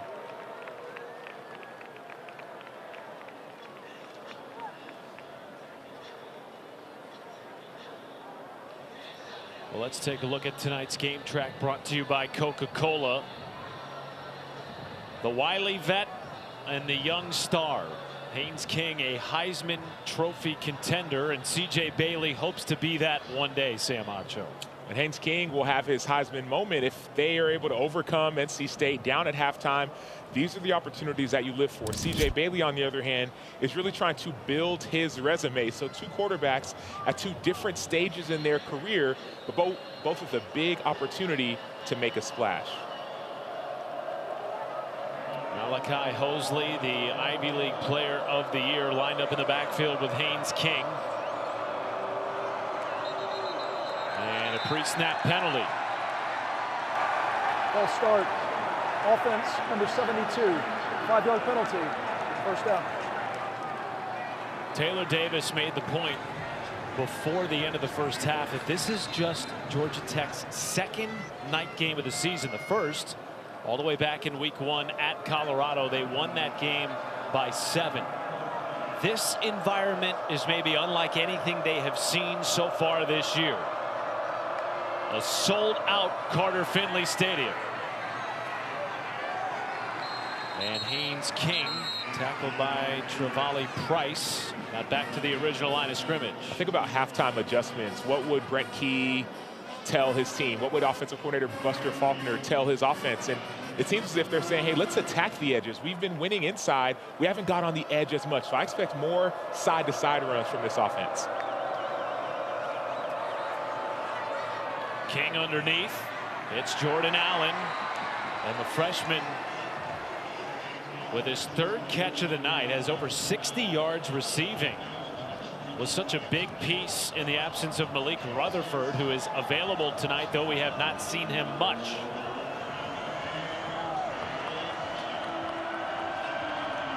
Talk about Carter Finley at night. You see that crowd. That might be part of the reason that it's so hard to win in an environment like this. 3rd down and 4. Pressure floated over the top, and it is caught for a first down by Hosley. Great concentration by the former Penn star. So we talked about the man-to-man defense. Well, Malachi Hosley is a little bit wide. He's a fast human being, and so right there, You see Kean Sloan, number 8. He's thinking, man, should I have peeled? And then Caden Fordham, number 1. He's like, dude, I'm lined up so far inside. That's the trouble with man-to-man defense. The response to man is I'm going to release my running backs wide and see if you can cover them as a linebacker. King with time to throw. Underneath, caught again. This time it's Luke Harpring. And he is upended near the 25. I love the adjustments that we're seeing, the chess match that's going on. NC State is showing man, and so you do a little bit of misdirection. Let's see how aligned you are. Will you cover your guys? Harpring, you saw, he blocked for a little bit and went back across the line of scrimmage. Now we're seeing a lot of man beaters. I wonder if NC State's going to try to play more zone to try and slow down these man beaters.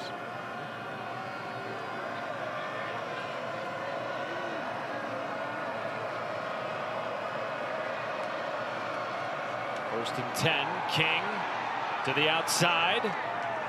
What is the trouble, Sam, with playing zone against an offense like Georgia Tech?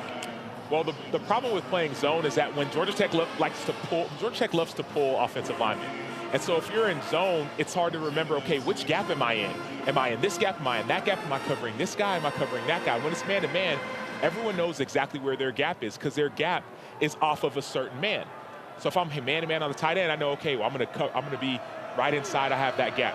That's why they want to play man.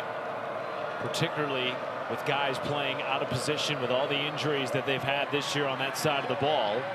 As King rumbles ahead for another first down. Third leading rusher in the ACC, leads the conference in rushing touchdowns with 13. He is the only quarterback in the country averaging at least 200 yards passing per game and 90 or more rushing per game. And not turning the ball over either. Only one interception so far this season, 20 total touchdowns. So he's getting the ball either in the end zone, his receiver's hands, or back to his offense. That one turnover came on the 3rd snap of the season for Haynes King at Colorado. This is up the middle. And it's Jamal Haynes, the 3rd-year starting running back, near the first down marker, maybe 3 or 4 yards short. So see, that's man-to-man. So people are running with all that motion. Georgia Tech loves to motion. So everyone's running and they know where their gap is. What's going to happen is you need to play a little bit tighter if you're NC State.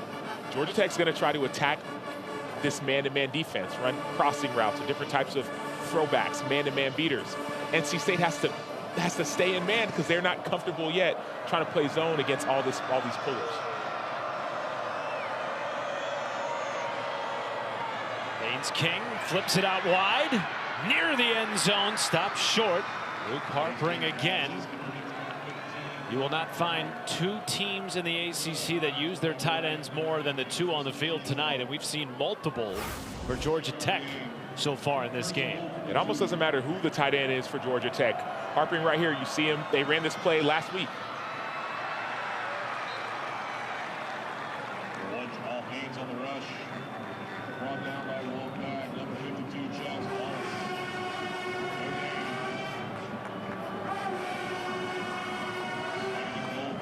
Comeback victories, not an uncommon thing for the Yellow Jackets this year. They have trailed in 6 of their 8 victories to start the season.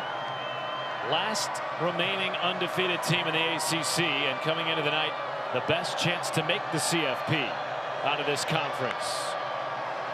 King plunging forward, and based on the spot, he'll be short of the goal line. 3rd down. They're testing your mental makeup. That's what Georgia Tech does. They line up in the same formations and run pretty much the same plays and see if you're tough enough to stop it. So that's the first part. But then the second part is they test your discipline. They line up in those formations. They show you run. Then they go to the pass. We saw this earlier in the game. They got it down here in the red zone. They faked the run and threw it over the top to a tight end. I don't know if you even need to do that in this situation if you're Georgia Tech. I think you just stay physical like you have been. King is stopped short.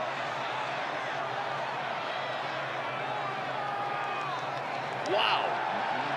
4th and goal from inside the 1. And there's no question here. Inside the one, you go for it. You're Brent Key, you're Georgia Tech. This is why you practice. This is why you practice hard. This is why you put on pads throughout the week. This is why you put on pads in the preseason. You practice these situations all the time offensively. Defensively is the same thing.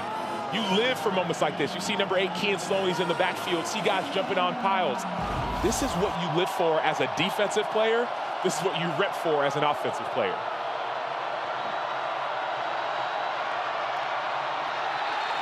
That's going to be a false start. Right side of that line moved early for Georgia Tech. False start. Offense number 72. 5-yard penalty. It's worked out. The right tackle, Malachi Carney, with his second false start of the game. So now they're bringing on Aiden Burr and the field goal team. Different situation. You are no longer inside the one. It's a 5-yard penalty, so the math changes. Boy, what a major shift and a win for North Carolina State if they get off the field allowing just a field goal given where the football was on 1st and goal. Burr 2 for 2 tonight. This from 23. And he splits the uprights. So Georgia Tech, after the false start on the goal line, has to settle for a field goal. And Brent Key's Yellow Jackets trail by 4.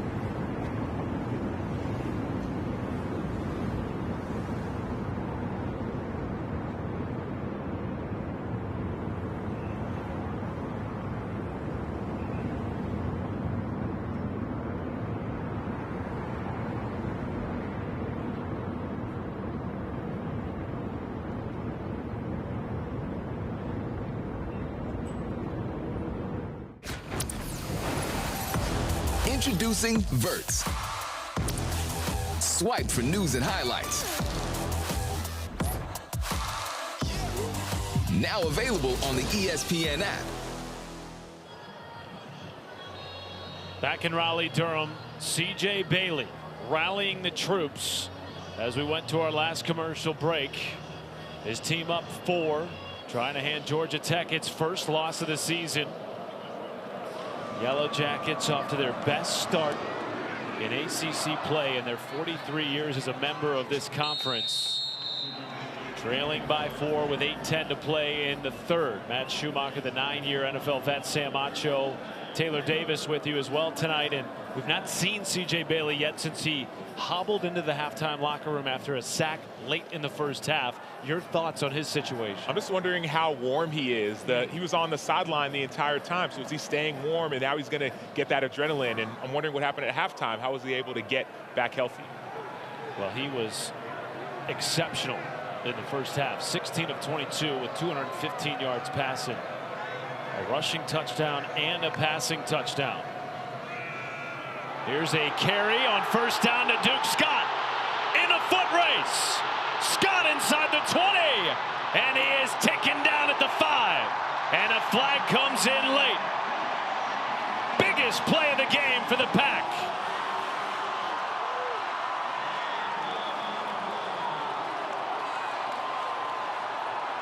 A 66-yard run. Personal foul, face mask, defense number 23. Penalty is half the distance to the goal. First down. For the backup running back in for Hollywood Smothers. He just gets downhill. Everyone on that offensive line, including the tight ends, was committed by number 6. do a great job, what we call body on body. Just stay on your man, then a face mask to boot. This is how Georgia Tech started last week's game for Syracuse. Gave up a big-time run, and now they're starting the half in the same way. Darius Johnson now in the backfield after the big run. Here's Bailey running it up the middle, crunched. Check that, it was Wilson. Their short yardage specialist stopped short of the goal line. They may not put Bailey going up in the middle like that. You see somebody running up in all the noise, that's usually going to be Wilson. And Wilson, I'd expect him to stay in the game and for them to run the exact same play. NC State has been outscored 29-0 in the third quarter in their last 2 games against Pitt and Notre Dame. Their woes in the third quarter extend far beyond that, having lost 4 out of their last 5. On the doorstep here of extending the lead in the third, it's Wilson, and he is in for a touchdown.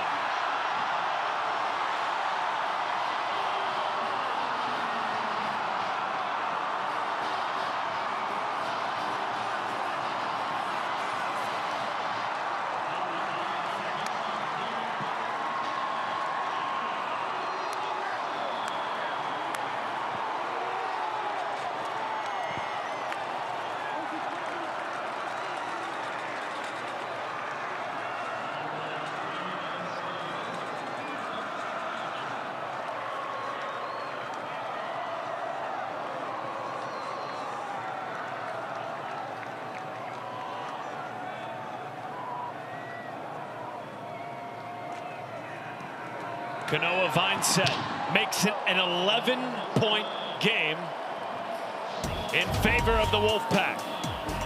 Will Wilson, the true freshman, Mr. Football from South Carolina, getting into the end zone just like he did in high school.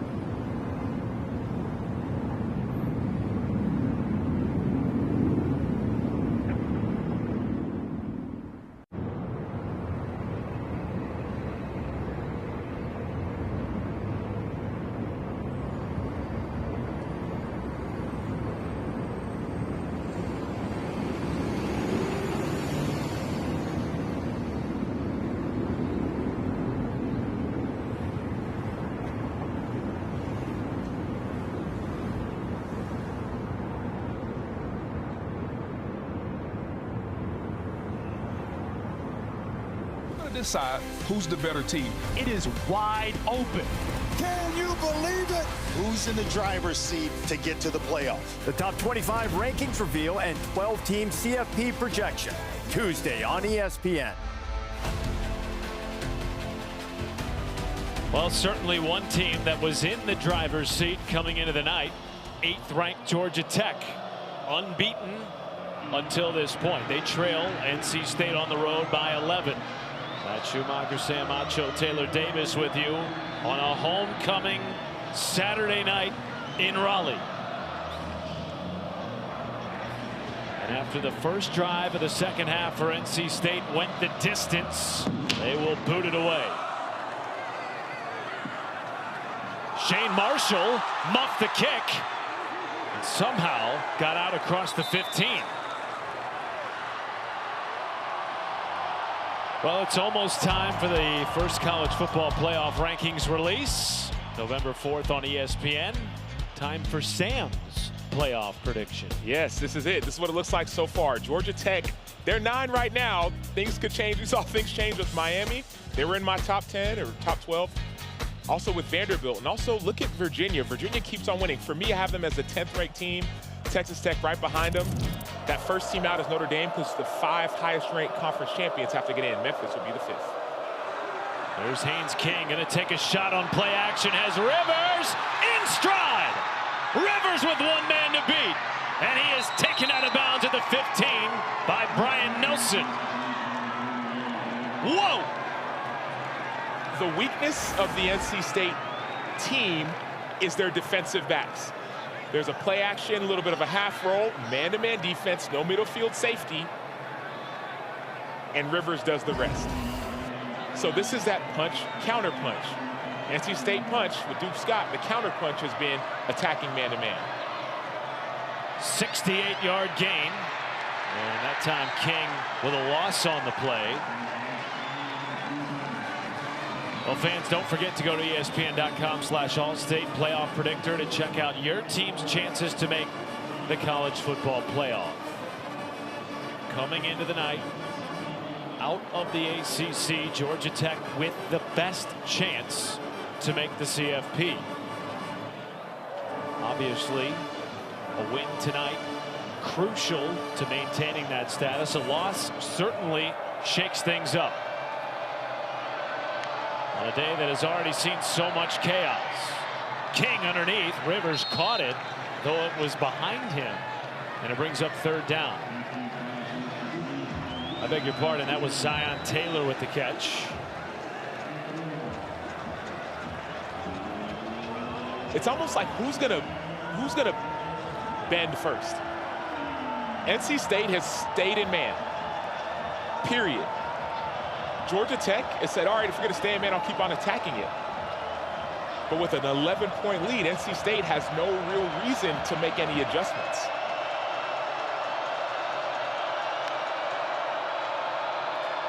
Pressure comes.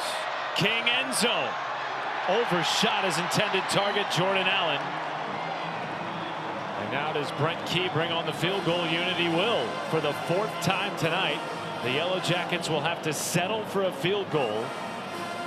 A team that has been #1 in the ACC in the red zone this year. People talk about red zone efficiency or red zone offense or red zone defense.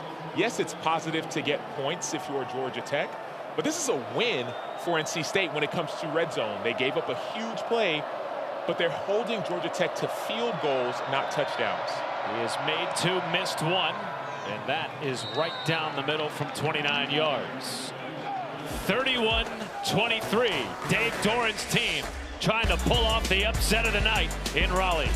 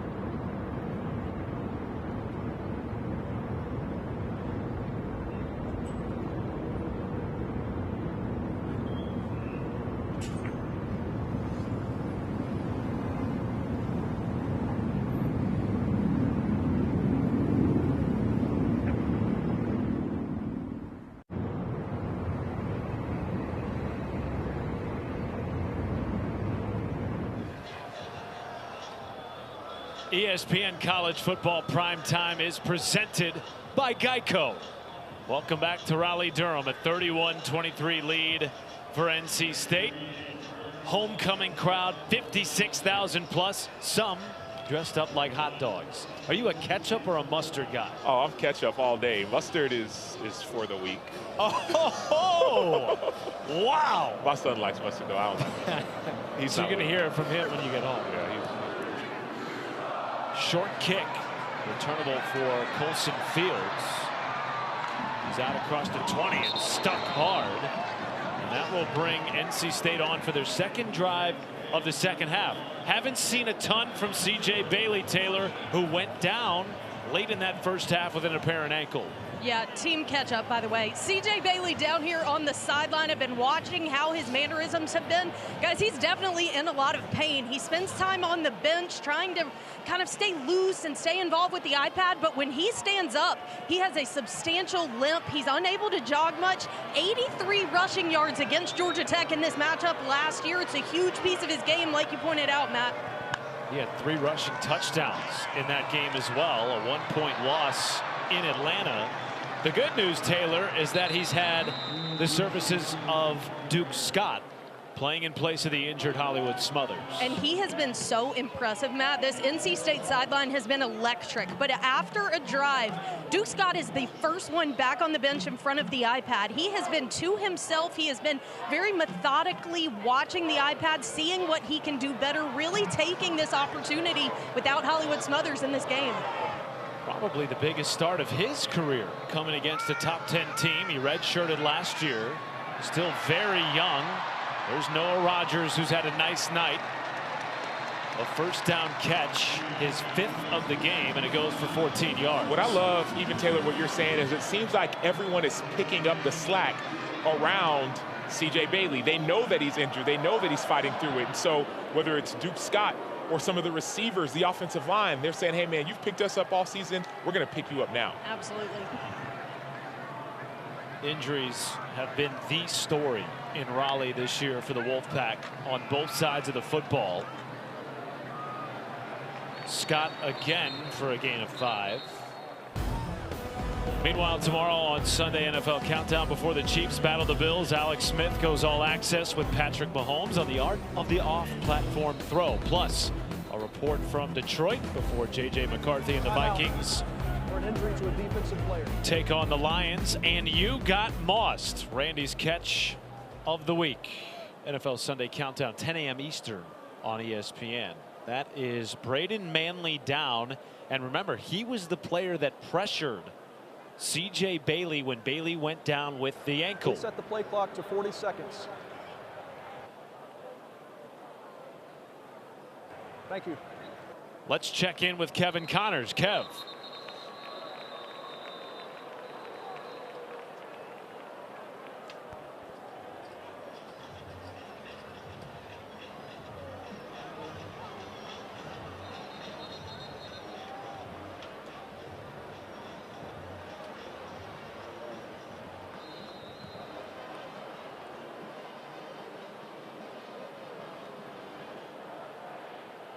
Well, that was an impressive win. They trailed for a lot of that game. Avoid the upset, avoid the misstep, which we've seen multiple teams have so far today, Kevin. Meanwhile, 2nd and 6 for Bailey. Long throw is broken up and well defended. That time on the back end by Kelvin Hill. Tight coverage by Hill. Great job playing the ball. I want to go back to that first play. That first run by Duke Scott allows you to be in a 3rd and 6. 3rd and 6 pretty much is an obvious passing situation, but you don't have to throw it deep. So right now we're seeing Georgia Tech have a lot of people at the line. I expect some of those guys to drop out. 3rd and 6. Bailey backing up, evading pressure. Wide open man. Teddy Hoffman. Touchdown!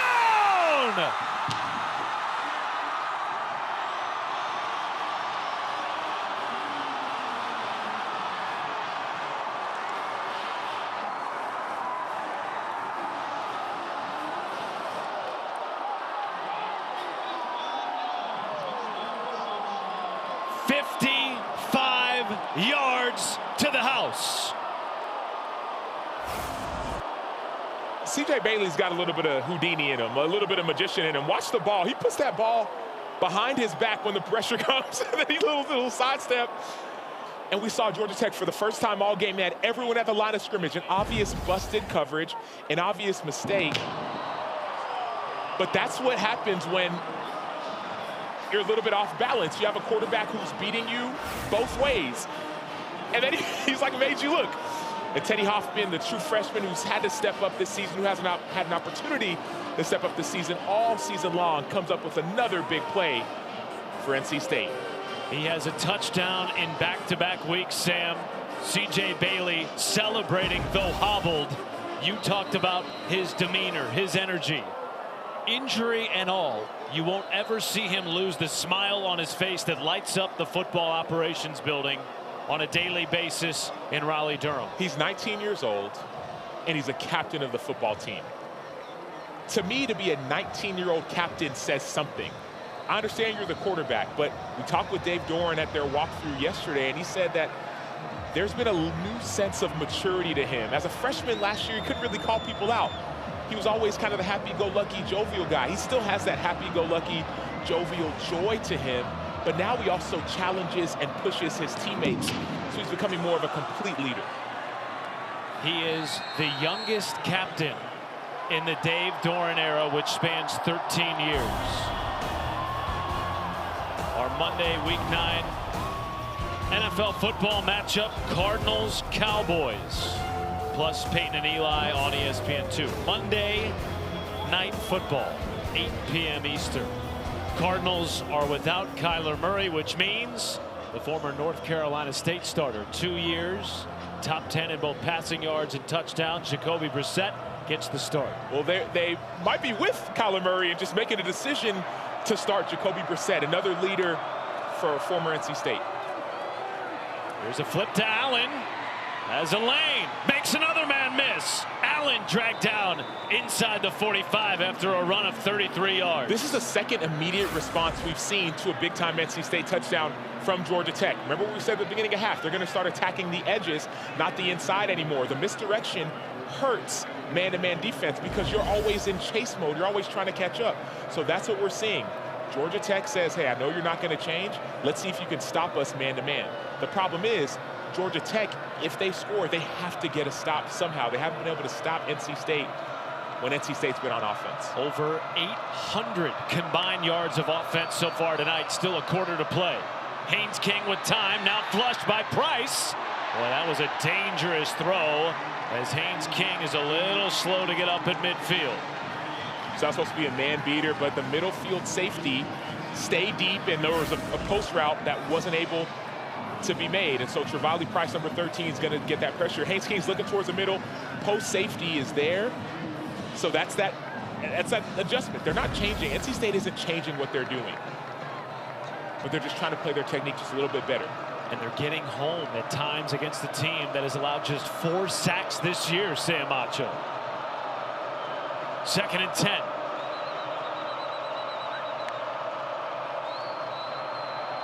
King, well, he had a little hitch before that throw, and it's wide and incomplete.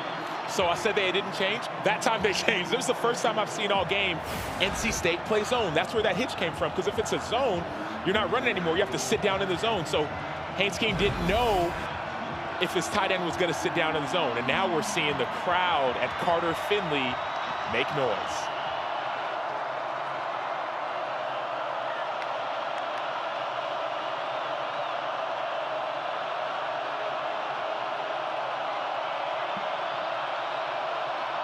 Five on the play clock. Jet sweep. Goes to Hosley. Has the first down.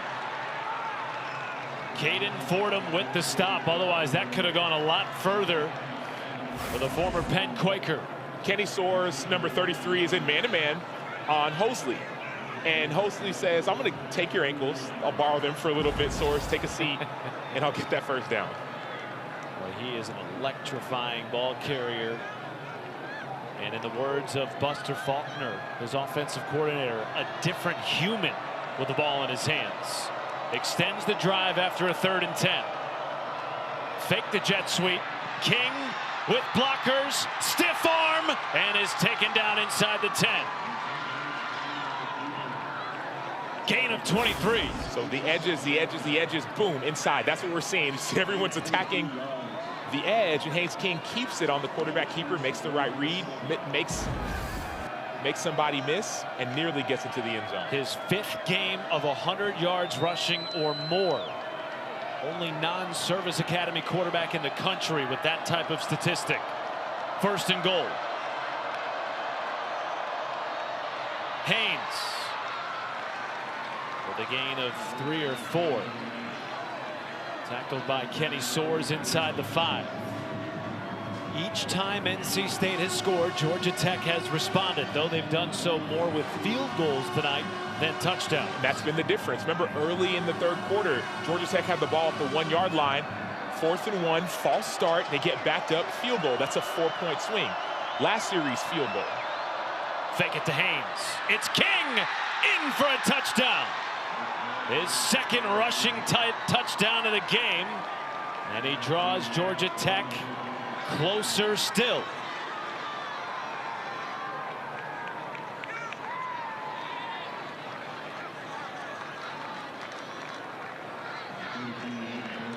He plays like he's a quarterback, but he has vision like a running back. If you just watch him as he moves, yes, he's a QB, but his vision is different.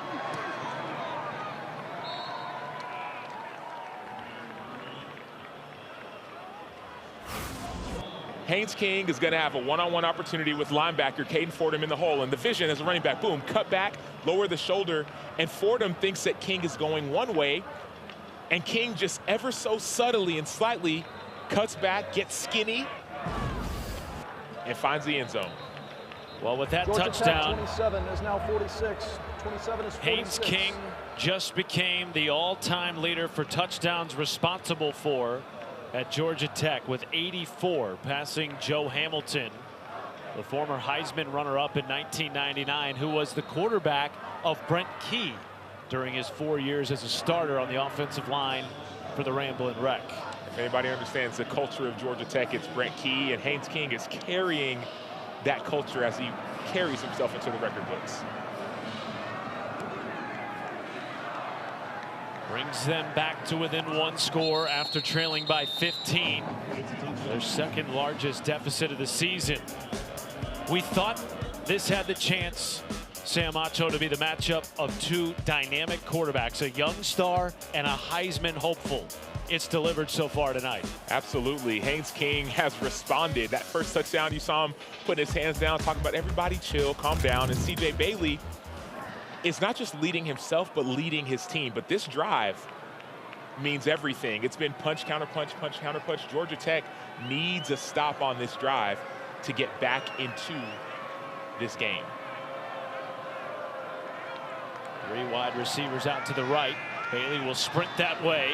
As an open man in the flat, it is Grimes, the vet of this wide receiver room. We go to the 4th. 8-point lead for NC State, with CFP hopeful Georgia Tech on the ropes with 1 quarter to play.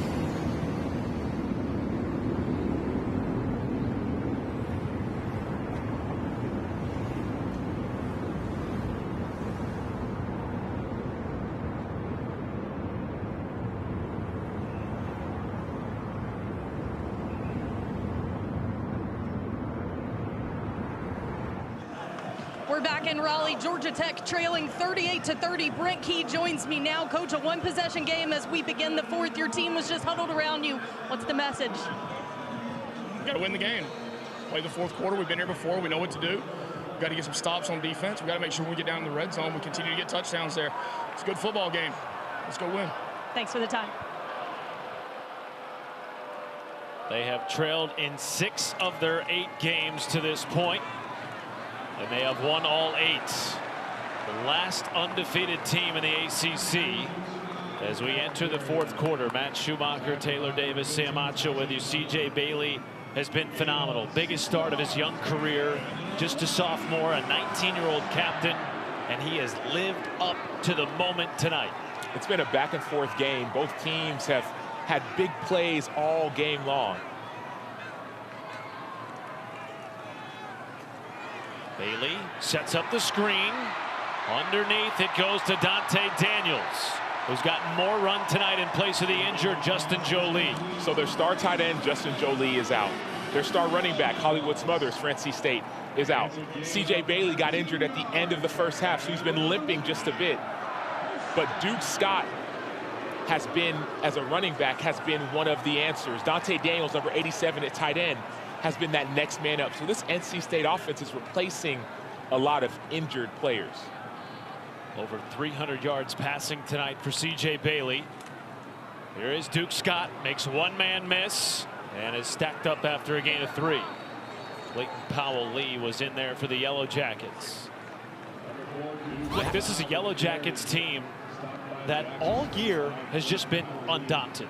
Sam Acho, 27 seniors, 16 fourth-year players in their starting 22. They have been here before. They're an experienced team, but these are the moments that you live for. Down by 8 if you're Georgia Tech. Playoff hopes on the line. Top 10 team. And NC State, same way. Nothing to lose. CJ Bailey checks it down to Scott.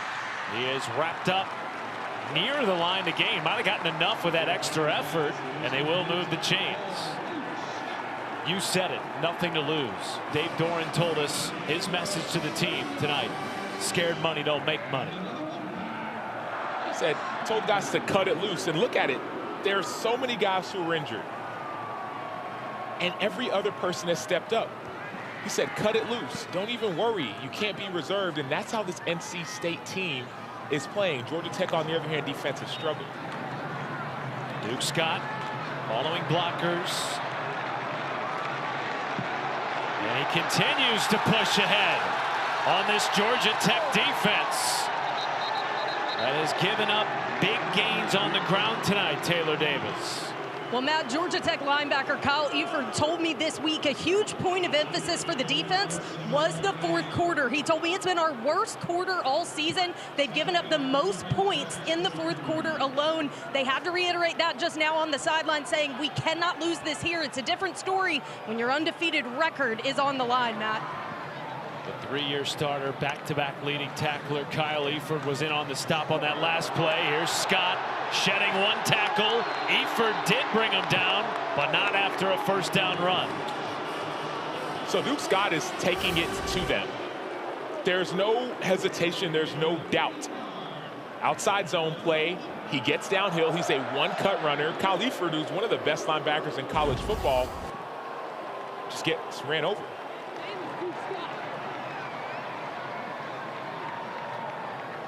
Colson Fields now spelling Duke Scott, who's rushed the ball 15 times tonight, averaging nearly 10 yards a carry. Here's Fields, that time stopped just behind the line of scrimmage.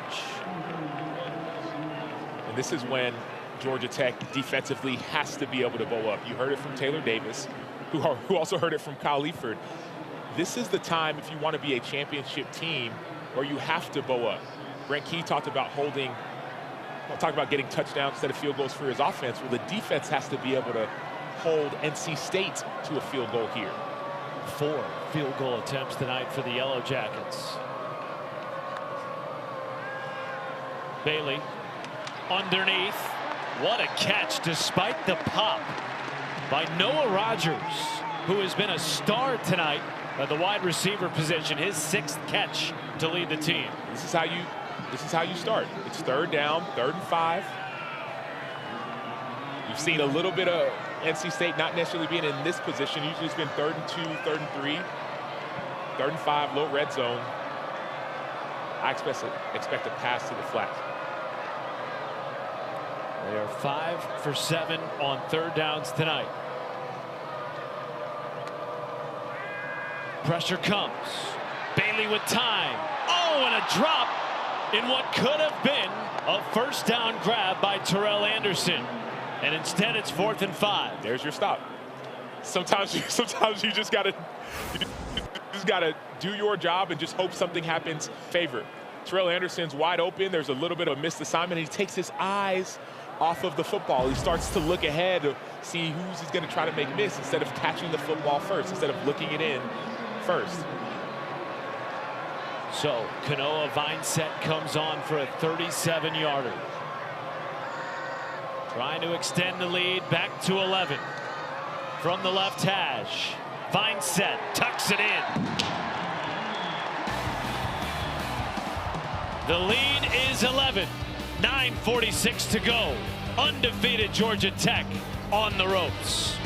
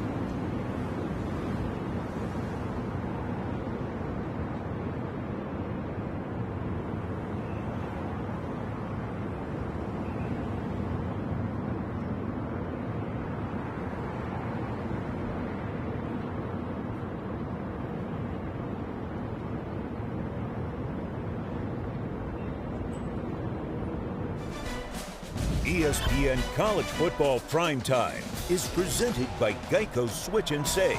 Get more with Geico. Nearly 57,000 on hand tonight in Raleigh-Durham. First time that NC State has hosted a top 10 team at home since 2021 when they upset the Clemson Tigers 27-21 in a thriller. Currently leading the number 8 team in the country by 11 with 9:46 to play. What a night it's been tonight of college football. What a night we have for you on Tuesday night.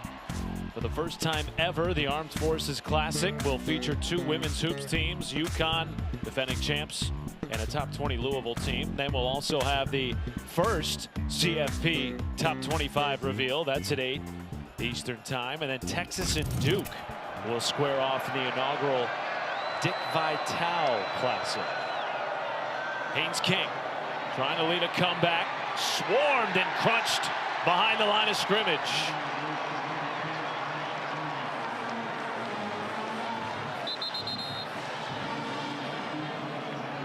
Timeout. Looks like Kenny Soares is down, number 33 for NC State.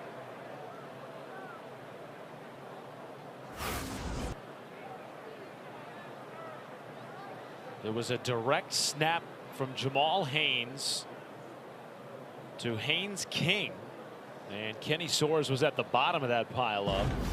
This is a linebacker room that's down 5 players right now, including their captain and honorable mention all ACC linebacker from last year, Sean Brown, ripping that right wrist.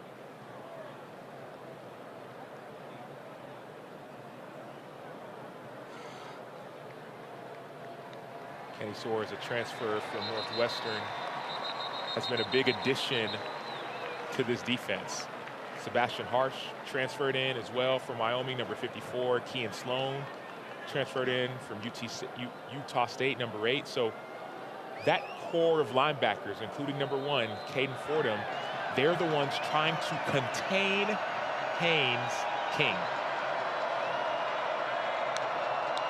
Which has been a tall order tonight. 286 yards passing and 100 yards on the ground. Another Heisman-like performance for the 5th-year senior. Long throw, might have gotten batted at the line of scrimmage. It was behind his intended target and incomplete. The second time we've seen zones. We talked about how much they want to play man. DJ Elliott, defensive coordinator, said they want to play man, but now we're in 3rd and 11 in the 4th quarter. And this crowd is into it.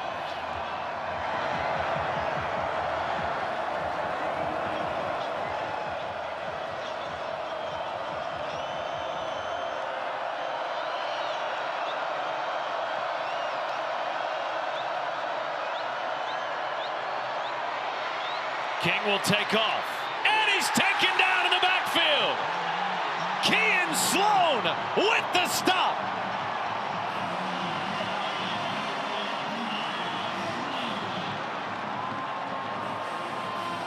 And for the first time tonight, Georgia Tech will punt. Last time we called an NC State game, Kean Sloan, we described him as an X-Man. We said he's everywhere. He's like the Nightcrawler. Look at him on this inside move. He's fighting, he's pulling, he's pressing, he's stretching. Relentless effort from Kean Sloan. I see what you did there. Nightcrawler on a Halloween weekend. It's been a scary weekend for ranked teams. Number 8 and undefeated Georgia Tech, trailing by 11 on the road. And there is a flag down late at about the 35-yard line. Holding, receiving team number 36. 10-yard penalty from the end of the kick. First down, timeout on the field. So that will back up NC State inside their own 30, where they will start their next drive with C.J. Bailey and an 11-point lead.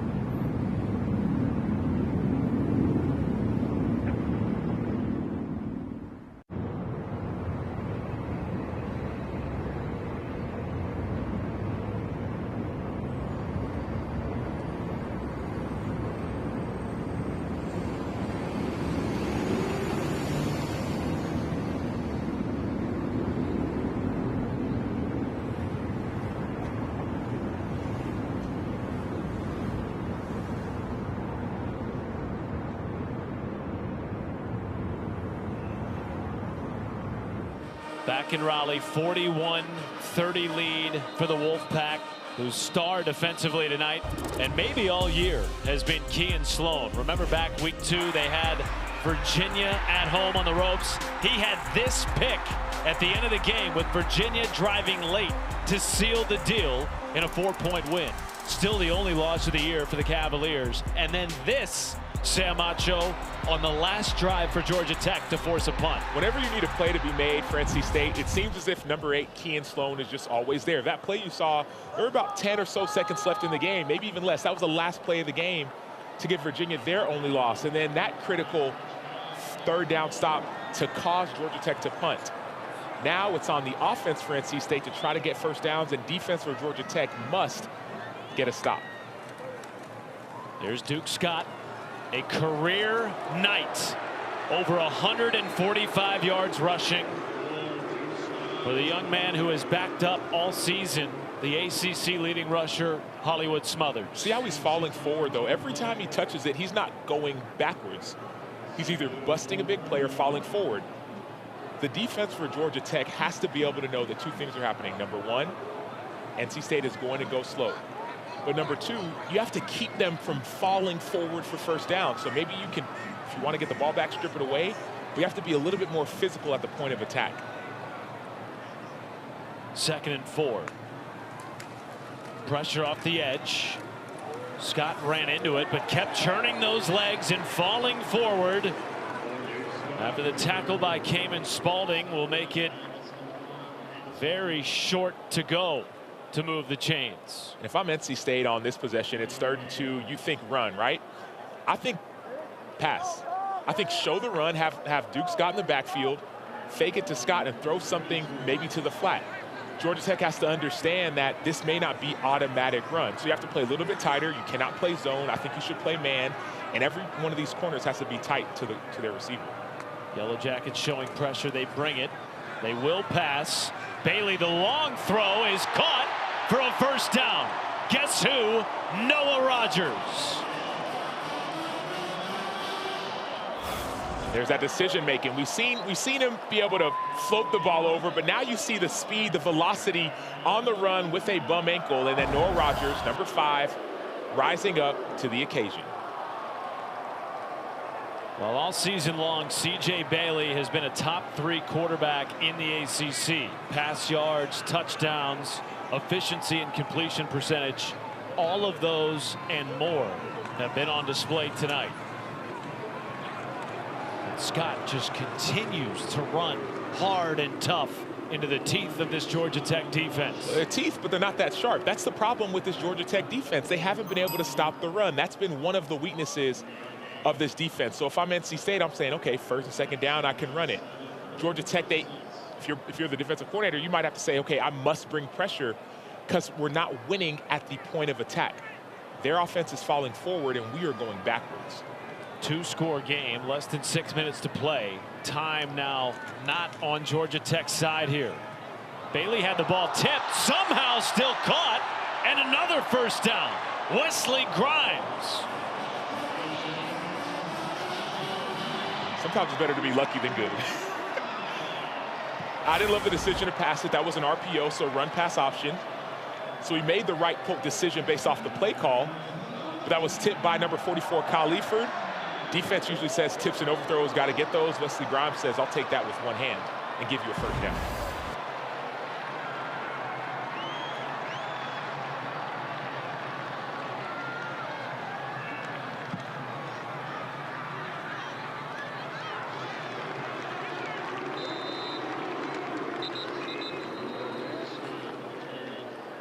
And now Brent Key is going to call a timeout here. Trying to get ahead of the clock, given the fact that they are down 2 scores. CJ Bailey, hobbled and all, delivering a performance for the record books tonight against Georgia Tech.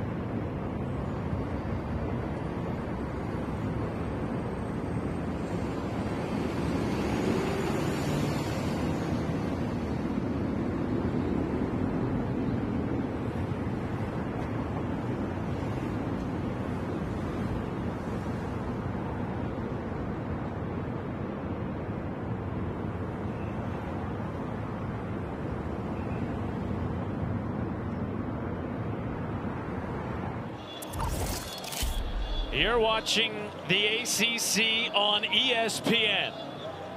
Homecoming crowd, 25th consecutive sellout, and the student section's preparing for a potential field rush with their team up 41-30 over undefeated number 8 Georgia Tech, off to their best start in 59 years. 2nd and 7 after the timeout by Brent Key. Here is Scott. Twisting past tacklers. Does Key burn another timeout here? Timeout. He will. Georgia Tech, their second. 30 seconds. Well, coming up after Wake Forest and Florida State on the ACC network. Who saw that one coming, by the way? The ACC Huddle Final Score crew will have a complete wrap-up of our game and the whole day. Highlights, analysis, interviews with players and coaches. Also available on the all-new ESPN app.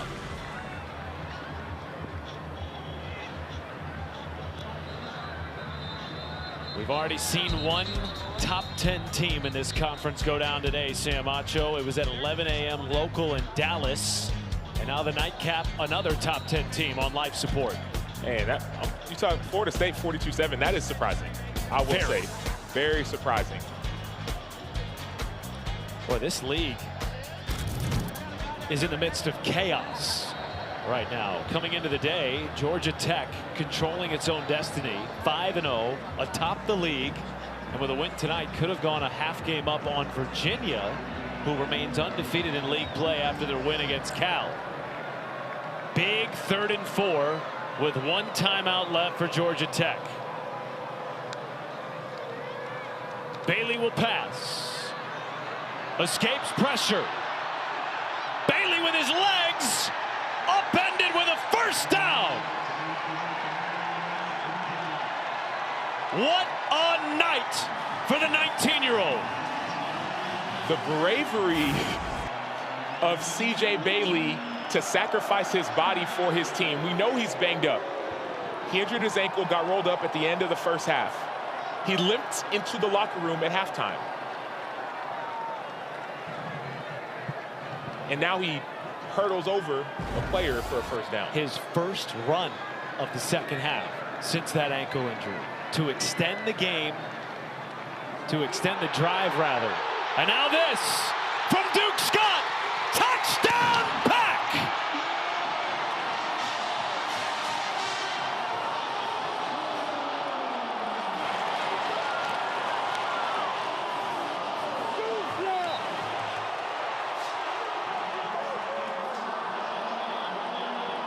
To put the game on ice.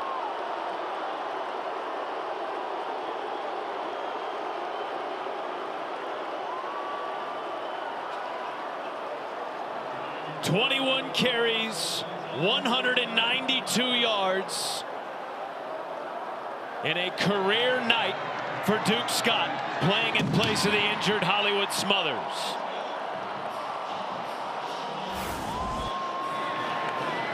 Duke Scott just sees it. That's the backside. The play's supposed to go to the other side, but he has the vision to cut back. The 5'10", 205-pound running back from Stockbridge, Georgia, has the vision, the speed, the endurance, and the mental makeup. We talk about next man up. This is running back 2. Running back number 2 is putting up numbers like this versus a top 10 team. Over 1,000 yards of offense tonight between these two teams. 580 for NC State, including 240 yards on the ground.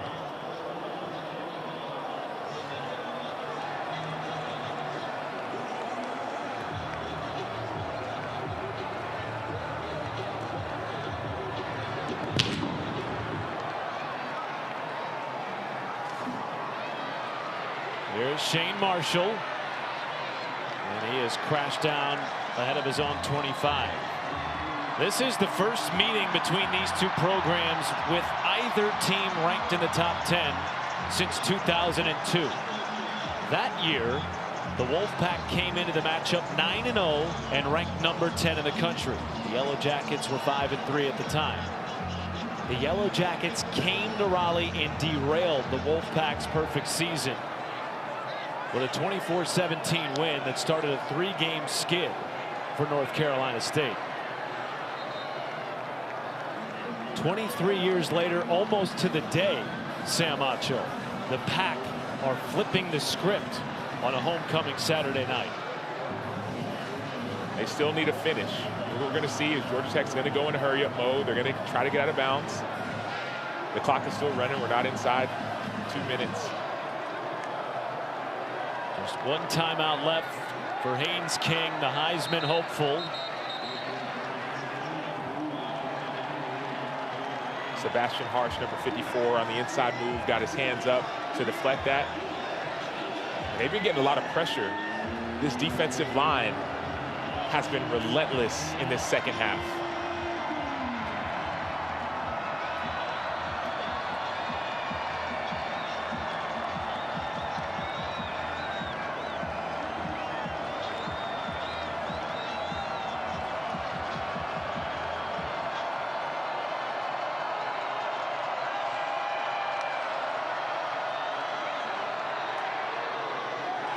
Incomplete, but a flag down behind the play with Haynes King on his backside. Trey Thomas with the hit for NC State.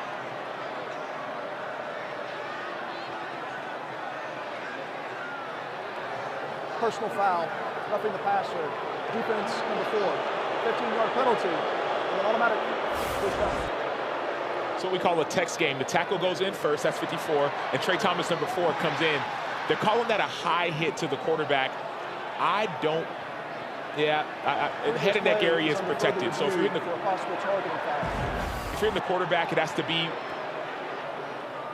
not too high or not too low. Now they're reviewing it for targeting. We've had one review tonight for targeting. It was ultimately not confirmed on the Georgia Tech side, and now NC State.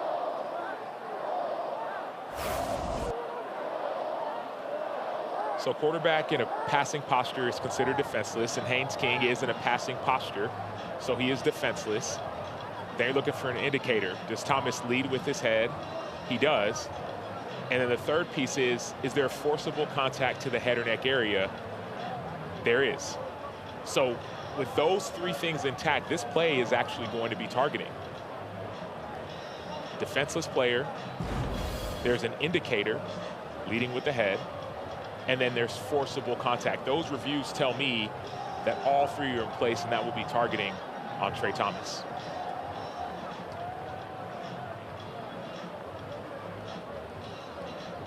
Regardless, with the personal foul, a first down for Georgia Tech, and now it's a matter of whether or not Trey Thomas will stay in the ball game for NC State.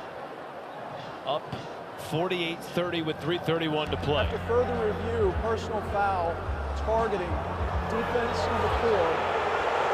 He is disqualified. So with 3:31 to go, Trey Thomas will be eliminated from this game. And he'll miss the first half of their next game. It's another loss. That game's versus Miami. On a defense that really, frankly, cannot afford to lose any more players. They are out 9 to 10 guys on the 2 deep with injuries right now. And now to your point, they'll be without Trey Thomas in the first half against the Miami Hurricanes next week. Here's King underneath, caught for a first down and more. Isaiah Canyon with his first catch of the game. Georgia Tech 8-0 for now. The remaining schedule favorable. However, they do have a date with the Georgia Bulldogs. We move to 7-1 with a win today against Florida. And a date with a Pitt team that hasn't lost since they got their new quarterback, freshman Mason Heinchel.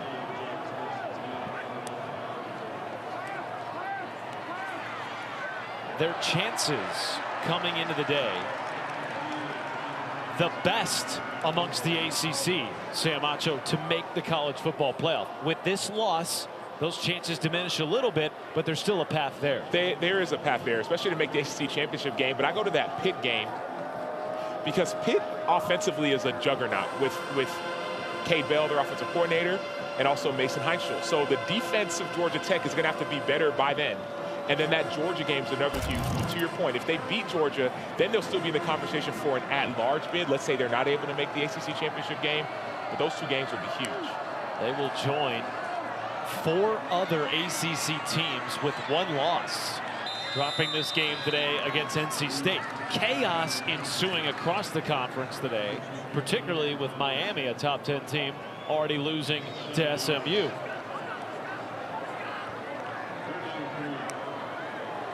Third and 2. King, first down, extends the drive. So they still need to hurry up. The clock's not going to stop on a first down. It's not within 2 minutes. They're still in hurry-up mode. So the goal here, of course, score a touchdown, kick an onside kick, do it fast. Looking end zone here. Floats it to the corner. It is caught. Was he in bounds? Yes! Zion Taylor with an acrobatic touchdown catch of 16 yards. And they will keep the offense on the field to go for 2. Perfectly placed ball. And I'm just seeing, did that right foot get down before the left? That right toe. Taylor catches it, and I'm looking at, does that right toe get down before the left foot?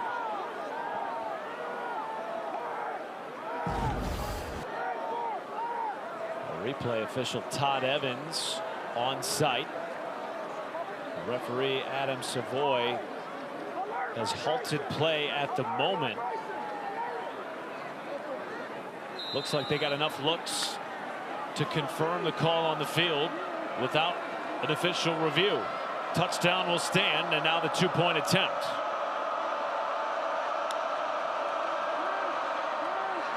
Double pass. And that was blown up by Jamel Johnson, the Temple transfer.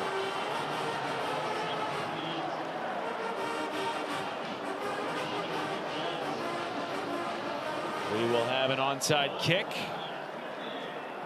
coming from Georgia Tech.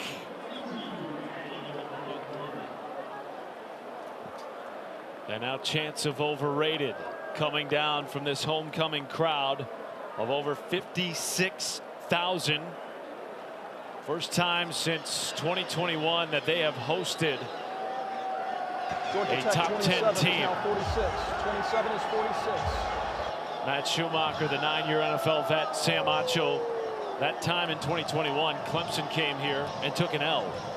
These fans have been waiting for this moment. They've lost 4 out of their last 5 games. How have they done it tonight, Sam Acho? Well, before we get there, Shu, they're chanting overrated, but it's not over yet. This year, going into this week, there's been a 20% conversion rate on these onside kicks. A little bit over 100 kicks, about 19 have been recovered. So it's not over yet. That's a 5% increase from last year. They will blow that dead. Timeout NC State beforehand. Timeout NC State. They're first. 30 seconds. And we also saw earlier in this day, Vanderbilt had an onside kick that they could have, probably you could say should have recovered, but they just batted the ball out of bounds unintentionally, Vanderbilt did. So this game is not over. If Georgia Tech recovers the onside kick, they have the 2-minute timeout. They still need 2 scores, but we heard Brent Key said, hey, man, we've been here before. This is college football, man. You never know how things like this are going to end. You better be sure-handed on this hands team for NC State.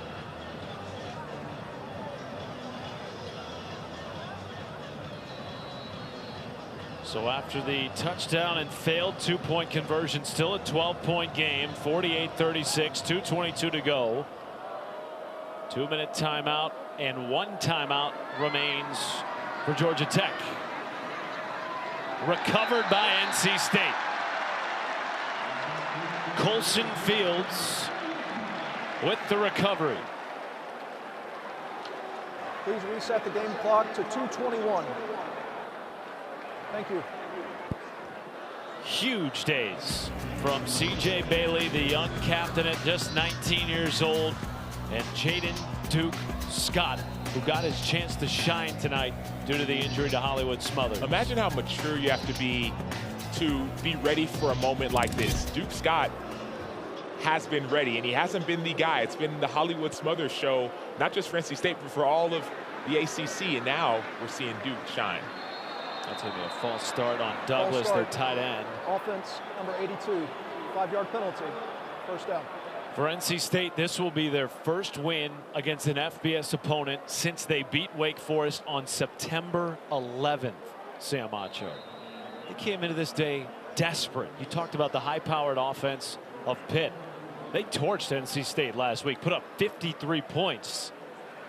They've been right there at the half against so many of these opponents. Trailed Notre Dame by 2, trailed Duke by 1, ultimately losing in those contests. Tonight they put it together in all 4 quarters, injuries and all, against an undefeated team. Georgia Tech, their third and final, 30 seconds. And now the final timeout for the Yellow Jackets. They let it loose. What did we hear from Dave Doran, one of the quotes of the century? He said, "Scared money don't make money." He said, cut it loose. We cannot be reserved. And don't even worry about the scoreboard. Just go out there and have fun. He said, nobody expects us to win this game. So we have nothing to prove, nobody to impress. Let's just play our game. And he also said, man, I've been a part of a couple upsets myself. So there was a level of confidence that he came in to this game with. This day has just had one of those feelings, hasn't it?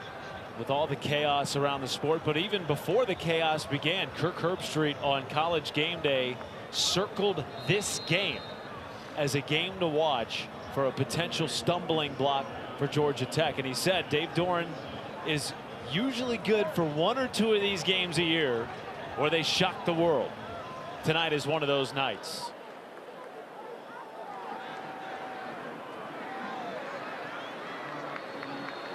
And that carry by Duke Scott will take us to the 2-minute timeout. The Pack faithful are packed in nearest the field to rush on a homecoming victory.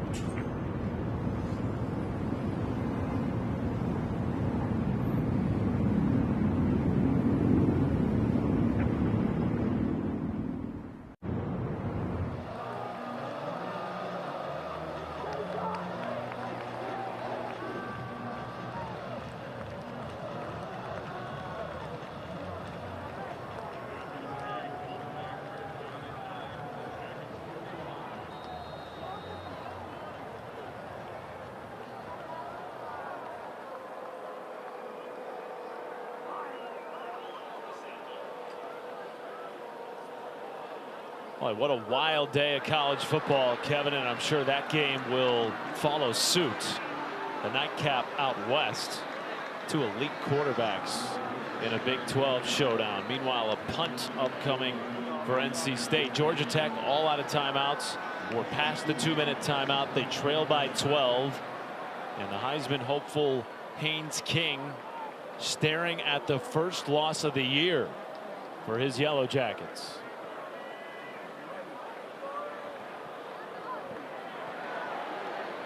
And it looks like they're going to keep the offense on the field. No punt, says Dave Doran. They might wait and call a timeout. Try to draw Georgia Tech offsides. Wait for 1 second, call a timeout. Timeout. NC State, their second. 30 seconds. Well, coming into the day, Georgia Tech had a beat on everybody in the ACC. A chance to go a half game up on Virginia. Instead, they will join a group of now 5 one-loss teams, and the Cavaliers, who lost to NC State at the beginning of the year in a non-conference game, by the way, will have the lead in this league. And it may be a battle for number 2. I'm not assuming, assuming Virginia wins out. All of a sudden, that Georgia Tech versus Pitt game means a whole lot more, because now all of a sudden you'll be talking about tiebreakers within the conference. Both teams would have 1 loss, and they play each other. So Georgia Tech has a couple big ones looming. Still a path for Tech to make the college football playoff, of course. Winning the ACC title game would automatically put them in, you would think, highest ranked. 5 highest ranked conference champs automatically make the college football playoff. Eric Rivers with a fair catch inside the 15. And to your point, let's say Georgia Tech does end up with a second loss. Let's say it's to Pitt. Well, beating Georgia could get them back in that conversation for an at-large bid. Remember, it's the 5 highest ranked conference champions. Then there's 7 at-large teams. A win versus Georgia would look great on a resume. And a win versus a Pitt team that, let's say Pitt keeps on winning, that may be another ranked win. 1st and 10 for King. Is he still, Sam Acho, in the conversation for the Heisman despite this loss tonight? Absolutely. It's really been the defense that has struggled for Georgia Tech. So Haynes King is still in the Heisman conversation, especially with 1 loss.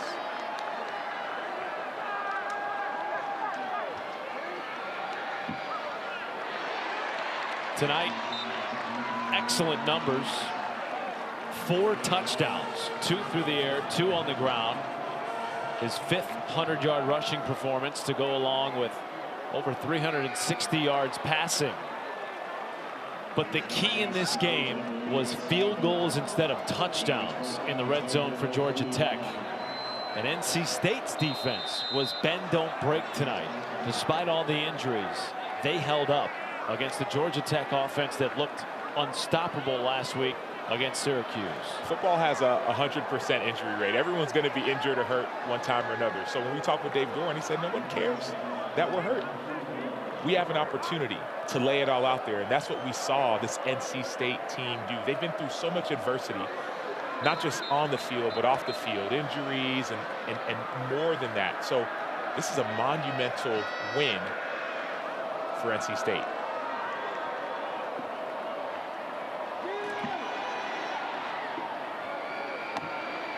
The last time a top 10 team came to Carter Finley was in 2021. Clemson came on the road and took a loss at the hands of the Wolfpack. What a catch.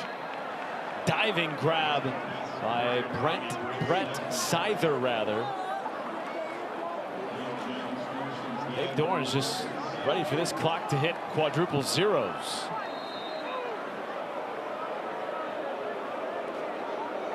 It's about finishing as well. The winning is great, but how you win matters. How you lose matters. You want to finish as an athlete. Give it everything you have. You don't want busted assignments on either side of the ball. So that's why you see Dave Doran showing some frustration. And what a night for his young quarterback, C.J. Bailey. Biggest start of his career 340 yards and 3 touchdowns. Haynes King to the end zone. It is intercepted. Caden Fordham. And here they come. Pack with the upset.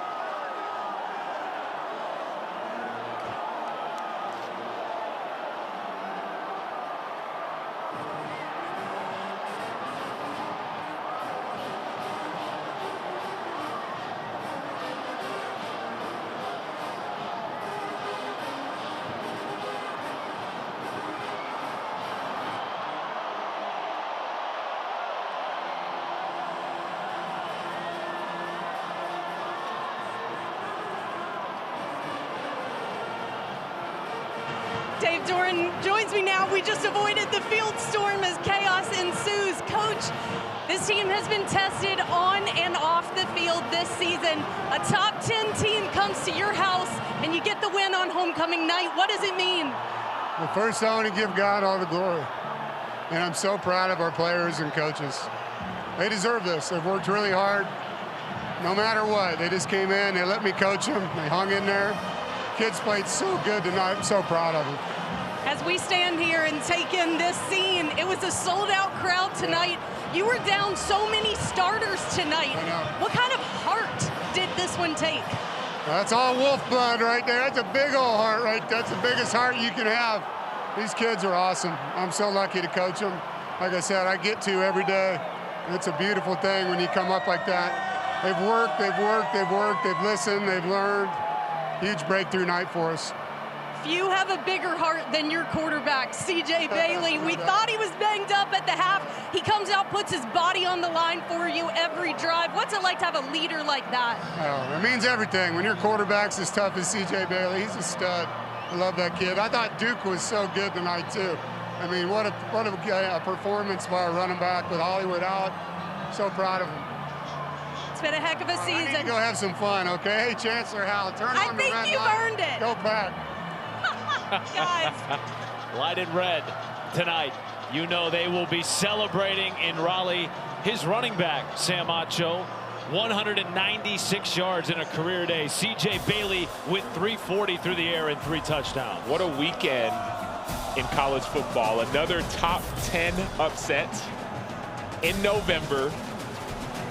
This is what it's all about. The second top 10 ACC team to go down today, and Virginia, who lost to NC State week 2, is atop the league at 5-0. How's that for the first Saturday in November? Sam Acho, Taylor Davis, our entire ESPN crew. What a night from Raleigh-Durham. So long from Carter Finley.